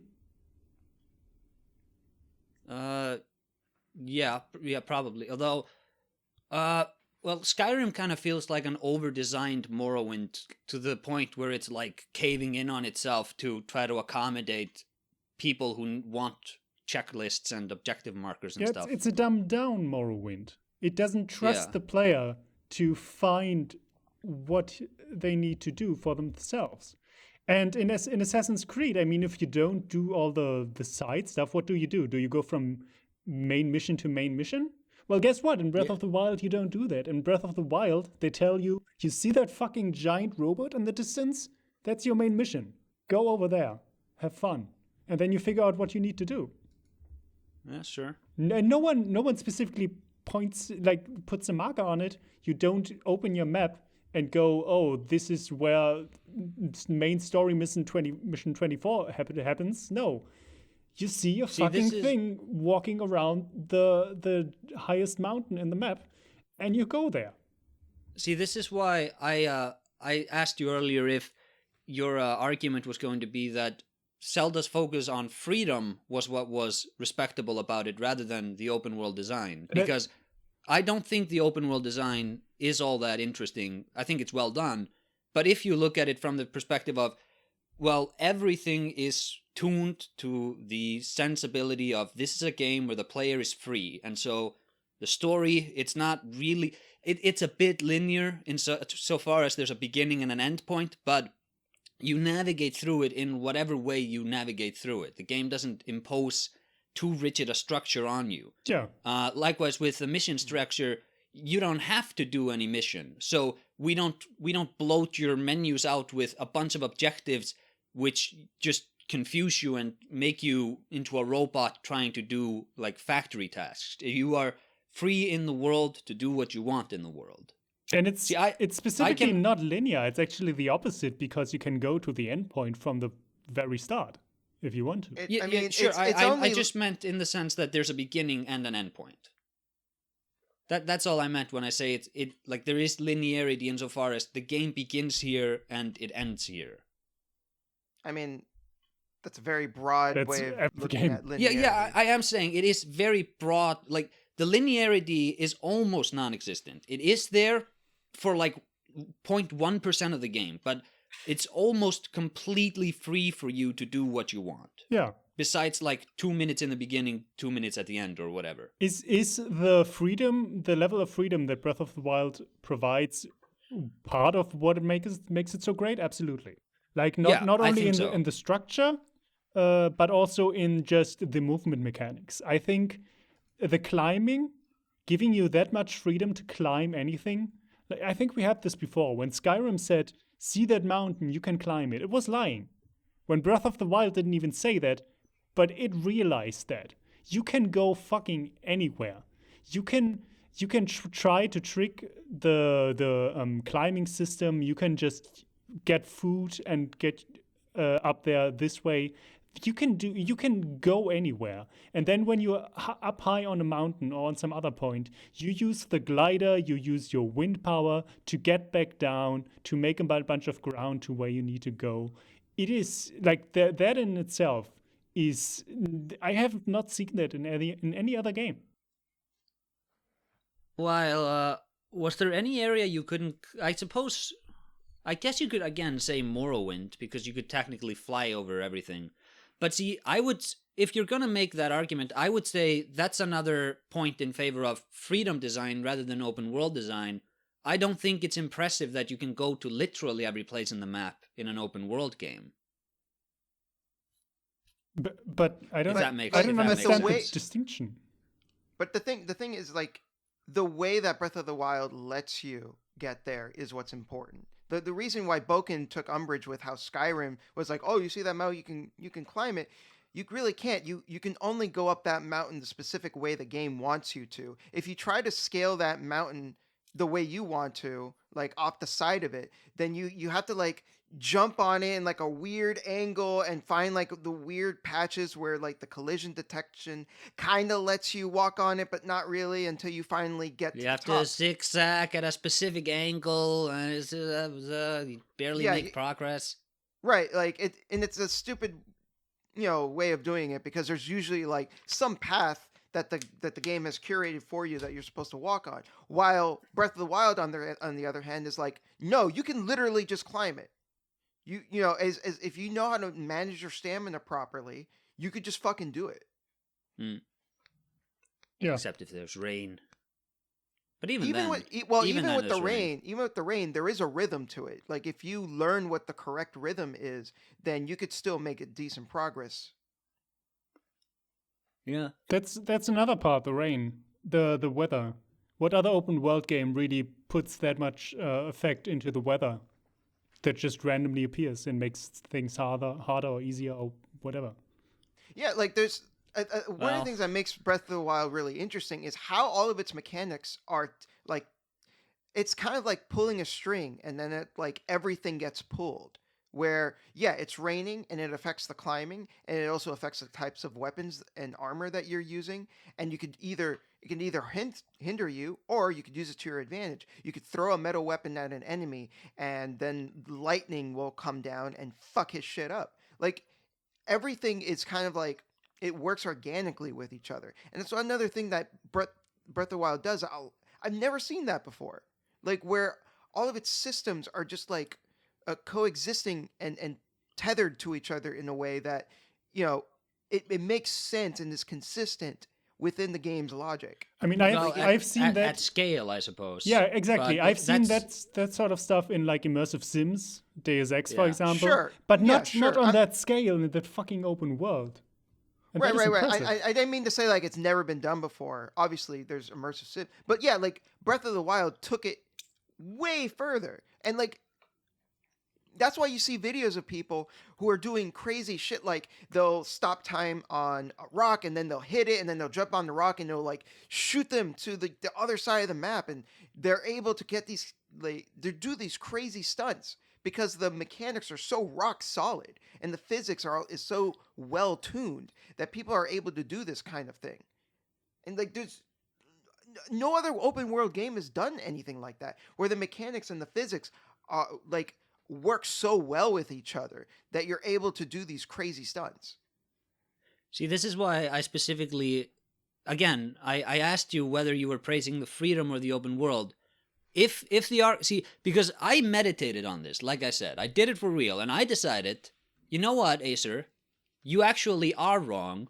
It is very impressive what it did in terms of giving you freedom to do things.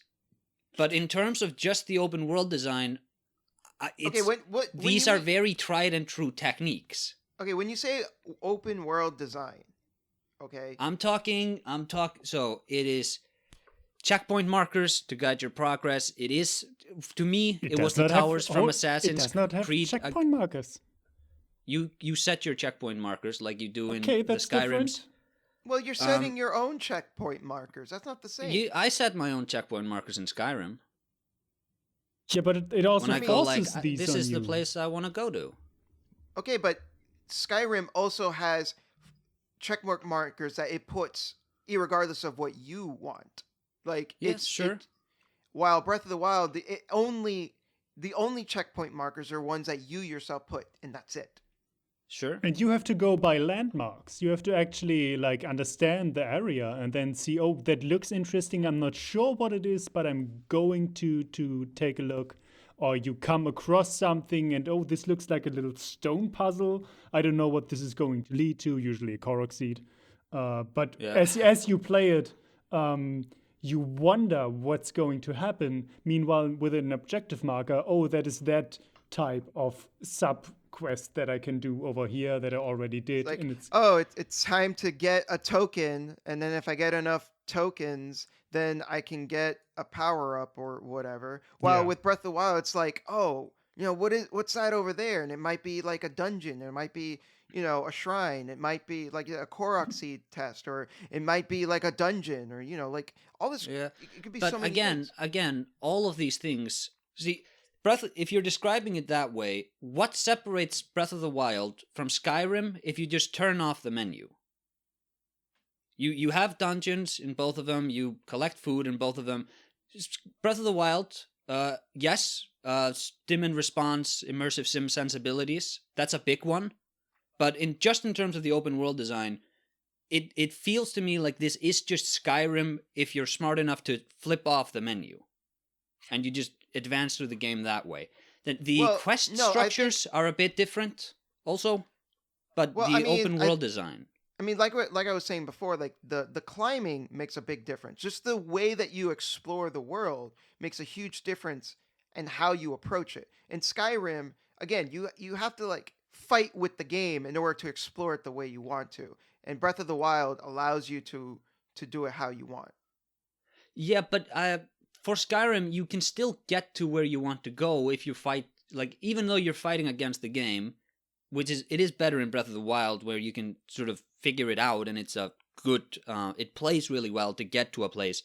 You can still get to where you want to go. If you are standing on some mountain in Skyrim and you see, hey, there's some fortress or something on the mountain on the other side, I'm gonna go there. It's gonna look really clunky. It's also in first person, so it's gonna look clunky just walking against wall textures, and it's gonna play clunky, but you can still get there.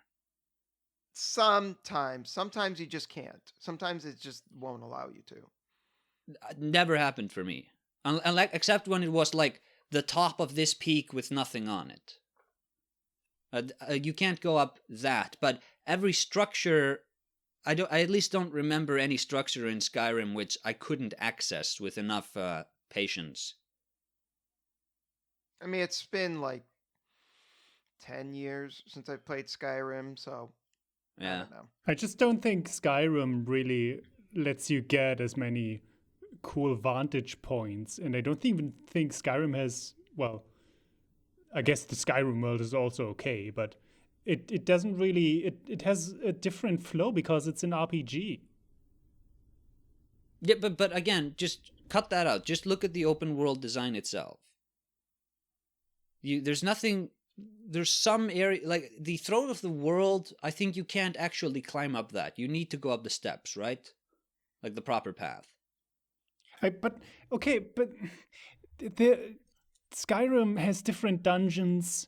Skyrim doesn't have Skyrim doesn't have a lot of puzzles. Skyrim has much better dungeons than Breath of the Wild.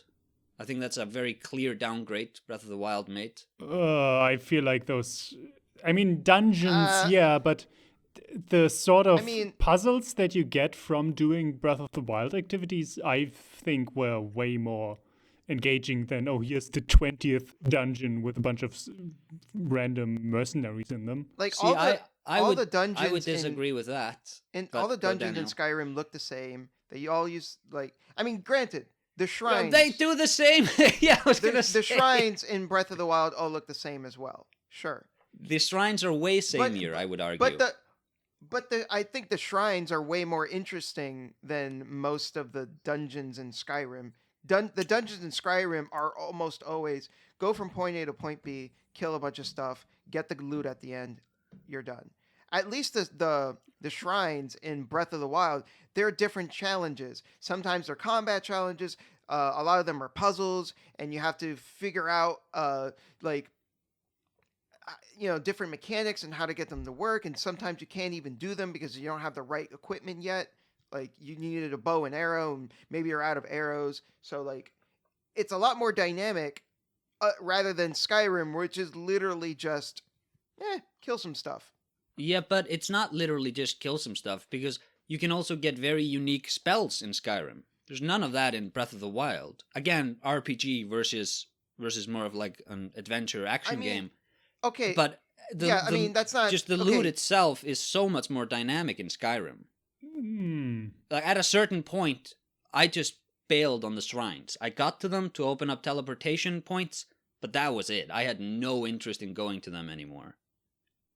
I feel like this whole direction for the discussion is kind of pointless, because I don't think Skyrim has a bad world. I think it's a dumbed down RPG that feels specifically disappointing when you have played Morrowind and also to a degree Oblivion, because the quests are very samey and the writing is not as good. Yeah, that's what I'm saying though, because with the comparison, Zelda internally was called Zelda Skyrim, I believe, because they very much wanted, somebody must have played it and gone, this is what, like, Nintendo said this about Angry Birds. They were very mad that they didn't figure out this is the game we should make.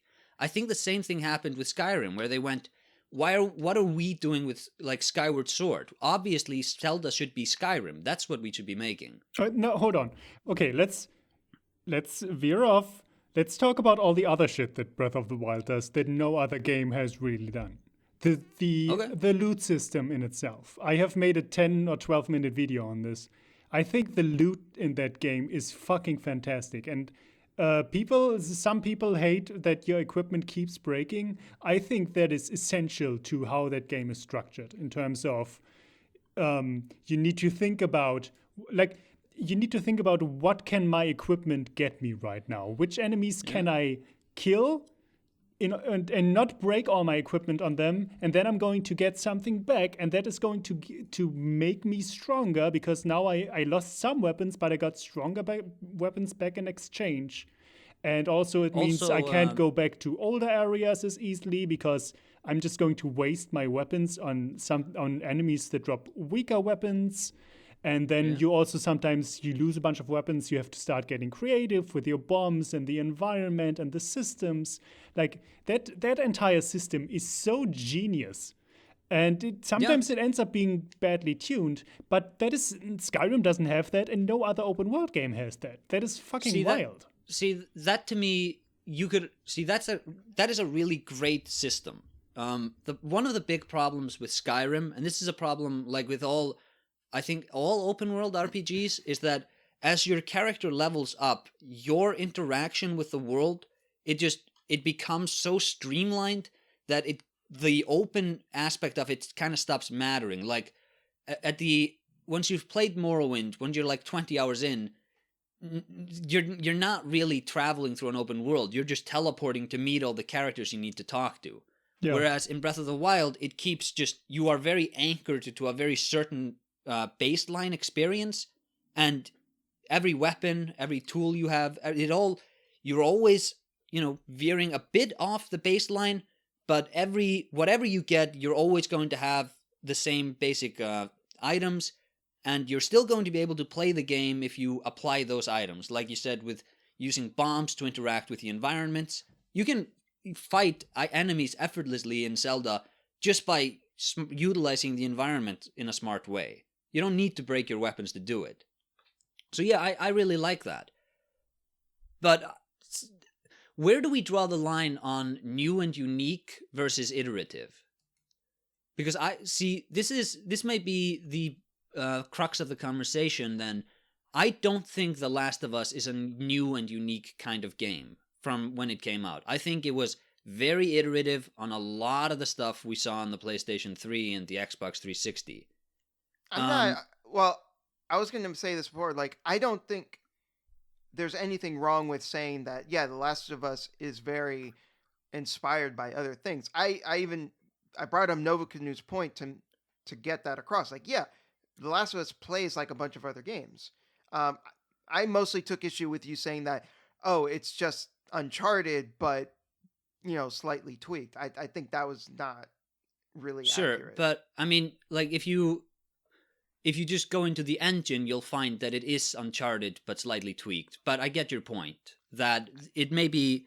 That sounds very reductionist, sure. But my point now is, where do you draw the line between new and unique versus just iterative on a bunch of stuff that came before? Well, that is what I was saying, is I don't think Last of Us... all the stuff that it took, all the stuff that it inspired by, I don't feel like it channeled that into an experience that I think is interesting or innovative. It doesn't really play like anything else, or doesn't feel like anything else that the gaming space has seen. But the end result is still kind of a bad and boring game, in my opinion. Whereas Breath of the Wild... I mean, I can understand you saying, I don't know, I don't think it's a bad game. I think that's just you. Yeah, but I just think it's not. We had this talk already. Yeah, but meanwhile, the point is that Breath of the Wild, I don't think you can say Breath of the Wild iterated to get to the movement system that it had, to get to the weapon system that it had. No, or really maybe not. to the exploration system that it had. All of those, that's not an iteration. That's not even a refinement. That's just furthering what has been there to a really innovative new point. So would you guys, would either one of you say The Last of Us is new and unique? Like, where would you rank it? Would you say Last of Us new or Last of Us is iterative? I would say Last of Us is iterative. All right. Would you say that too, Bogan? Did we lose Bogan? No, I'm not sure. All right, but both of you would say Breath of the Wild is new. Doesn't iterative just mean repeating stuff? No, it's like repeating, but you're refining it along the way. Okay. Yeah, like it's The Yeah, I Last of guess Us so. is iterative. The Last of Us again is iterative in the sense that like it's just taken a bunch of stuff and it is the most polished version of all of that stuff that it has taken. Yeah. While Breath of the Wild, on the other hand, did it take stuff? Yes, but more than just polishing those the stuff that it took, it introduced its own new ideas, and the stuff that it took them and furthered it in a way that the original ideas that sprang from it, didn't even come close to touching. Just did so much new and interesting with it that like it becomes its own thing. Yeah, because it took it to such a degree. Yeah, and let's not forget, Breath of the Wild is in the Zelda series, which is a very iterative series. I love Zelda, but those games do often I like how have... you're using the word now after we gave you the definition. Yeah, okay, no, I get it now. But I mean, I feel like that series is iteration. It's just like adds new Ocarina stuff. of Time iterates on A Link to the Past, and it just, And now Breath of the Wild comes along, completely retools the dungeons, maybe not as good as the other ones, okay. Completely retools the tools that you have. Now you have your powers, you get them at the beginning. Didn't they go back to like Zelda 1 when they were making, like they made a new Zelda 1 where they basically went, like, what does this look like if we just go back all the way, and instead of iterating on the last iteration of Ocarina or whatever, didn't they just go all the way back and basically rethink the whole thing? So there's a GDC conference where one of the developers from Breath of the Wild did a presentation, and he actually showed that prototype where he was showing that before they implemented an idea in Breath of the Wild, they had a prototype which was basically the map from the original Zelda, and they would test ideas in that first to see if it worked there first before then transferring over it to Breath of the Wild. Because the core, more than anything, because you were saying that like, oh, the project name was Zelda Skyrim. I don't know if that's true or not, but I think I think either it was called that internally or it was called that by like media journalists or somebody. Well, it was official in some capacity. I don't know what. Okay, but the way it came across in that GDC was more than yes, they did take inspiration from Skyrim. That is true. But they said more than anything, they wanted to recapture that feeling from the original Zelda, because the original Zelda is actually a very open game. Like, you don't, even though the dungeons were numbered, like dungeon 1, 2, 3 or whatever, you could go at them in whatever order you wanted, as long as you had the proper tools. You could just do the game in whatever order you wanted. Even if you didn't have the proper tools, you could still, like, there's actually a run there of the game that people have done. They've speed run the game without the sword. Like, there's a lot of options in that original game, and they wanted to bring back that feeling that you got where you could just like play the game in weird and unique ways and just like do whatever you wanted. Yeah. So technically speaking, see, you guys have changed my mind. I'm willing to say now Zelda new and unique. But technically speaking, would you guys agree that it is then just iterating on Zelda, Zelda 1 from 1? the NES. Oh, yeah, totally. Like you put those games next to each other, it's like, wow, where's the difference?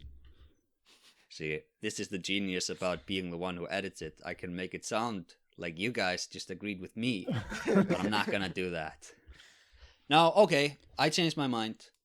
You have provided me with a different point of view on the game, We won! but Can I make two I more still points have. about Breath of the What? Wild? Just Oh wait, maybe I'll change my mind again. no, I just further points as to what all the stuff that Breath of the Wild brought to the table that was new. No upgrade system or a completely different upgrade system. No XP. Point me to an open world game in the last 7 years that didn't have XP. You know, and then Yeah, there's Genshin Impact. there's no XP, but you can like upgrade your equipment.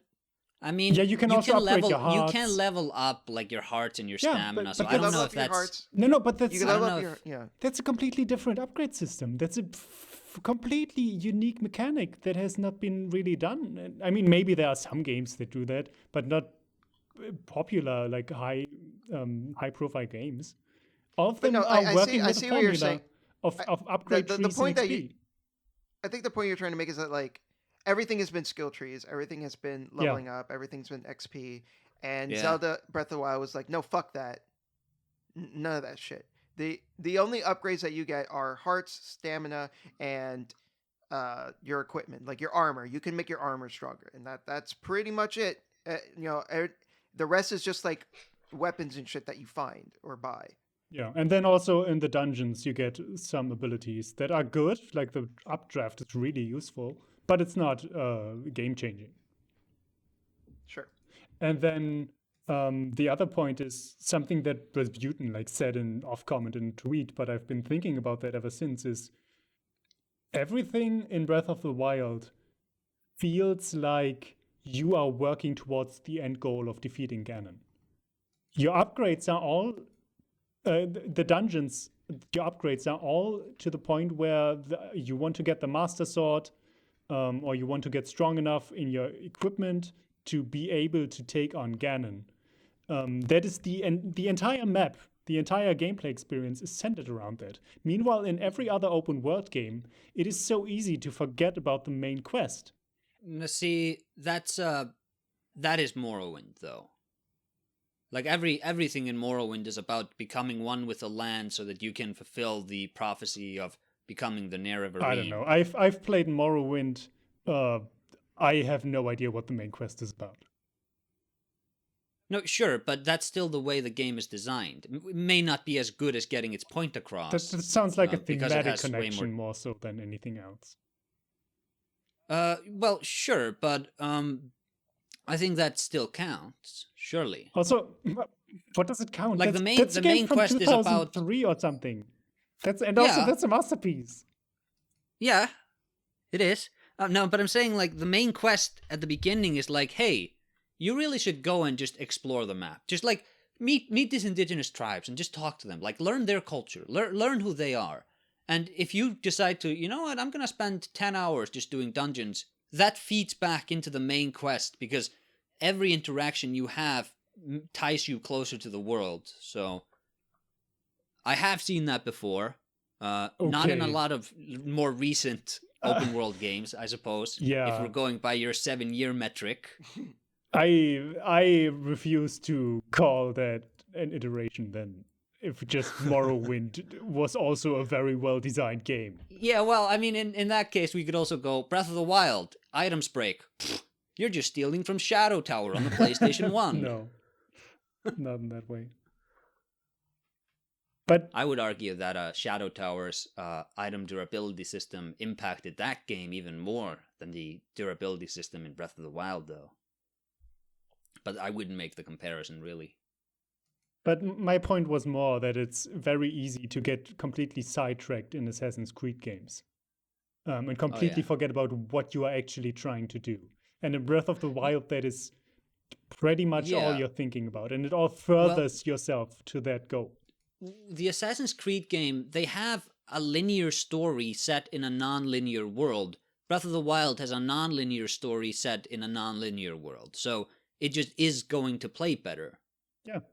Right? Presenting the story as these flashbacks that you had, that's really smart because it means you can just break them completely out of continuity and it doesn't matter. Yeah, and it actually is an interesting idea also to make you to just give you a landmark and then make you find that landmark on your own and try to figure out where exactly that photo was taken.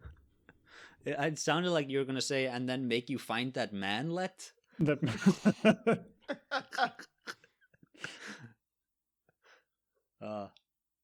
Anyways, I think this conversation has reached its logical conclusion. Yes. I still have issues with the game. I think we all do. Do you guys think Breath of the Wild would be better if it didn't have a parachute, but it had a grappling hook? No, I think it'd be better if it had both. Oh, it just play just cause then. Like if you're like flying around on the parachute and then you could like whip out the grappling hook and that'd be awesome. I don't know. I grappling that hooks. Might hurt the game. I feel like grappling hooks are too easy. I like that it takes you a lot of effort or a lot of resources to get up a really high mountain. That's what makes it satisfying. Hey, maybe this should be its own talk, but maybe this should be a talk outside of Mike even. But like, what do they need to fix? Like, surely they have to fix your ability to just eat food to replenish stamina, right? When you're climbing. What Wasn't that in the next one? Or? Yeah, and what do they need to fix for the next one? Yeah, I think that's like an off-mic discussion, though. I think one of the biggest issues with Breath of the Wild is you could just pause and then you could just like eat a bunch of shit and just like refill your stamina, and it completely breaks the system. I didn't know about that when I played it. I only heard about that from I think you told me about it, Daniel, a few months ago.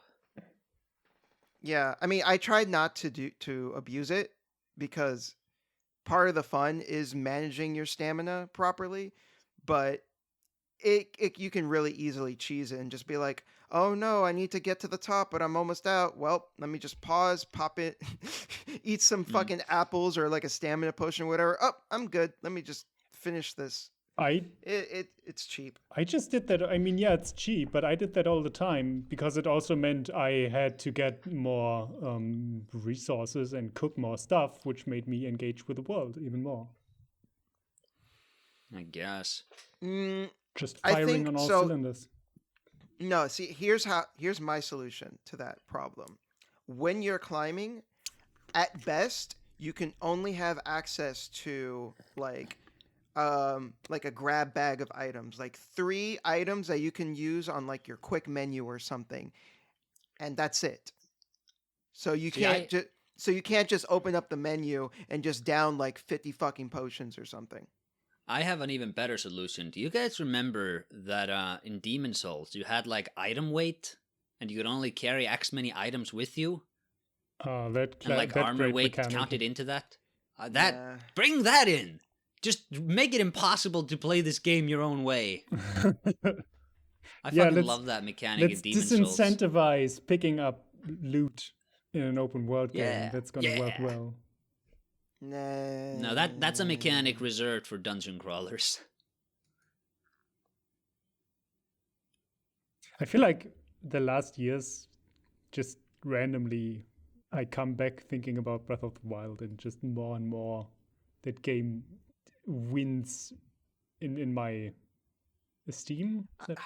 I mean, if I'm being honest, just talking about the game kind of makes me want to go back and play it. I don't even want to go back and play it because the first time, like the time of discovery, that is not coming back. That is why I don't want them to make the new one. It is a complete lightning in the bottle that is never going to be recreated. And it's just my experience, my 60 hours I had with the game are so fucking special to me because that game did so much new stuff, in my opinion, that I just want that as part of my gaming history, I guess. Yeah. I mean, these guys also made like Ocarina of Time. They made Majora's Mask. It's not like they're unable to make these amazing games. Nope. Even though I don't think you guys love Ocarina of Time as much as I do. I didn't grow up with that. So. I grew up with it. I didn't grow up with it either. Okay. I only discovered it on the 3DS. I did grow up with it, and as a kid, Ocarina of Time was one of my favorite games.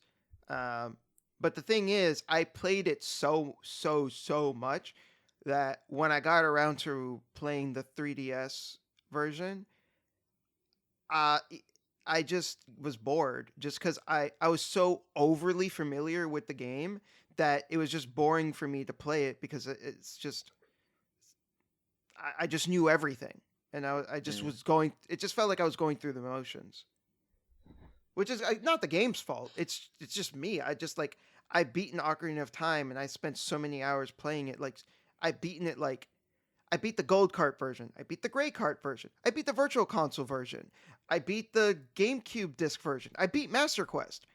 I played the shit out of this game. So when I then beat the 3DS version, I was like, I probably even beat it more times than that, honestly. Just like, that's just all the times I remember. So I'm just way too familiar with the game. So yeah. I still think it's a great game, but like my reverence for it has kind of died down just for that reason.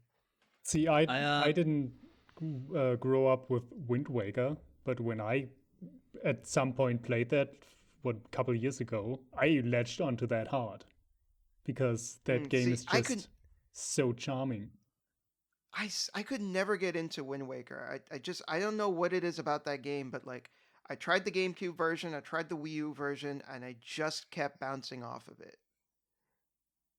And I can't even tell you why. Like, it's not like I wasn't hating it when I was playing it. I do agree that it's very charming. I think one time, one of my playthroughs, I did get pretty decently far. I did get to the point where Terra reveals her true identity, and I think that's when I stopped. You were like, what? They're doing the Sheik reveal again? No, thank you. No, it's not even that. Like, I already knew about the reveal beforehand. Huh. I don't know. Anyways, what have you guys been up to? You guys got any videos you've been cooking up, Acer? I know you're working on a Bloodborne thing. One final thing on Breath of the Wild. Okay. This is specifically a question to Boken. Hold on, I have it written down somewhere.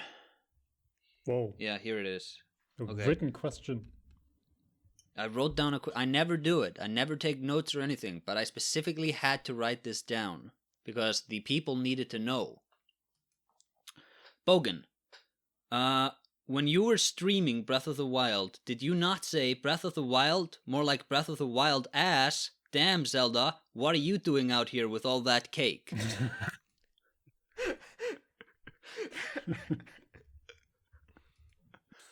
That wasn't was that a question? No, it's just a joke I made. Okay. I forgot. I was going to start the conversation like that to try to undermine your credibility, but I forgot, so I had to push it to the end. Because I think Zelda is attractive? That undermines my ability? No, it's just like this. What are you doing out here with all that cake? It's such a dumb guy statement, I feel. When I was streaming Breath of the Wild. Okay. Yeah. I mean, at the end of Samurai Cop, that's definitely what he was thinking when he was with the girl at the end. He was just famished after beating the bad guys, and he just wanted to, eat some cake. Yes. That movie had a lot of butts. I'm just saying. Anyways, Bloodborne. Tell us about it. I played it, and I made a video on it. It's been rendering while we were talking, a review copy of it at least. I think this is going to be the final touch-up. I'm going to watch this version of the video. I'm going to do the final touch-ups, and then the video should be ready, probably before this episode comes out. Likely before this episode comes out. Yeah, because this episode is coming out just like whenever. We're not good at uploading episodes, as people who listen to these episodes may attest to. Yeah, you ever get to a point where you're making something and you're just like so sick of making it and you're just like, God, I just want this. I just want to fucking upload this and be done with it. Yeah. That's like half. So the difference between a creator and somebody who never makes it is that every creator is able to just suck it up and finish it. You only like something you're making for like the first 3 days, then it's gonna suck, but you gotta stick with it. Happens to everyone, I think. Yeah. I remember that being a lesson from... I forgot his name. From me. You learned it from me. No.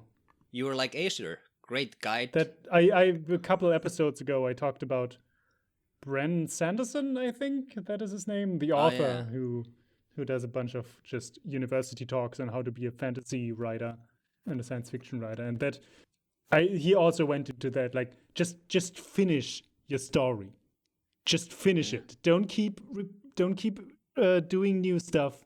Don't start any other project. Just finish a script. Don't go back and rewrite everything all the time, Daniel. Just finish it. Finish one version of it, and if you're not happy, just like Mark Cerny talked about this too. Mark Cerny, the great Mark Cerny. When it came to people who don't know who Mark Cerny is, he's the producer of the Ratchet and Clank series. I think he produced Spyro. I think he produced Crash. He produced like Jak and Daxter. He produced God of War. He's basically PlayStation's secret Miyamoto, and he like Bloodborne and Death Stranding. I think he said like just have a playable version, and just that's the bare minimum you need to do. And then if it's not good, you know what to fix, or you know it can't be fixed, we need to throw it out. Just get a functioning version of it as quickly as you can. Yeah. Just the ability to finish a project or to get a first releasable version of something is more than half the battle, I would say. And that just differentiates you from so many other people who also try to be creative. Yeah, it can be really, because I especially have this bad habit of like trying to fix things as I'm making it rather than just, like you said, like just getting to the fucking end and then, fixing it later, which just mark it off. May need fixing and then continue. Yeah, I have a hard time doing that, so it's something I really need to work on and fix. Speaking of which, script for my Silent Hill 4 video is finally done. Exciting. 9 pages, baby. And fucking 4,000 words. Woo! That's probably going to be like a nice 20-25 minute video. Nice. So yeah, look forward to that shit. Boken, you working on anything? I have no progress to report. It's just me being in home office just is very antithetical to how I get anything done in regards to videos these days. Can't you like you can go into your car, drive to a park. Oh no, you can't. You're not allowed to own a car. What would I do in my car exactly? Like drive to the country? See, I thought you were going to say go to like a coffee shop or something with a laptop and just like type your script there. I have a job. I can't just go to a coffee shop and not do anything. Daniel also has a job. He very often likes to go to his car to eat alone. It's not like I don't have time at all. It's just when I work at home and then I'm done, I'm sitting here with a desktop PC with a bunch of games on them that I would very much like to play right this second. And then I don't have this in-between time on the commute, for example, where I used to write a lot of my scripts. And I just don't have the motivation right now to really sit down and just for 2 hours write a script and do nothing else. It's just, my heart's not in that right now. So I have been working on the side, and I don't have a side right now. It's the pandemic blues. Yeah. Well, what I like to do when I'm demotivated, I like to just watch a bunch of Matthew Matosis or like my videos, just the best video game analysis videos to really get my head into the game. Maybe that's actually a good point, because I also don't watch a lot of essays anymore. Yeah. Because a lot of them watch just... Tim. Yeah? Watch Tim Rogers. What's me? No, your videos watch are too Tim long. Rogers. His videos are long for good reason. I don't watch long videos. Oh, I fucking Philistine. maybe like Breath of the Wild, Bogan, you need to rethink your approach. Oh! Well, you do what you want to do, but I owe no one... Says the man who did like an hour-long Legacy of Kain video. The one, yes, my one video that isn't, whatever, like below 30 minutes max. I can like edit your most myself, beloved Daniel. video? I've proven that. Anyways. I'm just saying, you know. You did He do is a long attacking video. you, Bogan. I did one He is long attacking video. you, Bogan. Whatever. End of the Yeah. podcast, everyone. Take care. Bye-bye. Bye. Bye.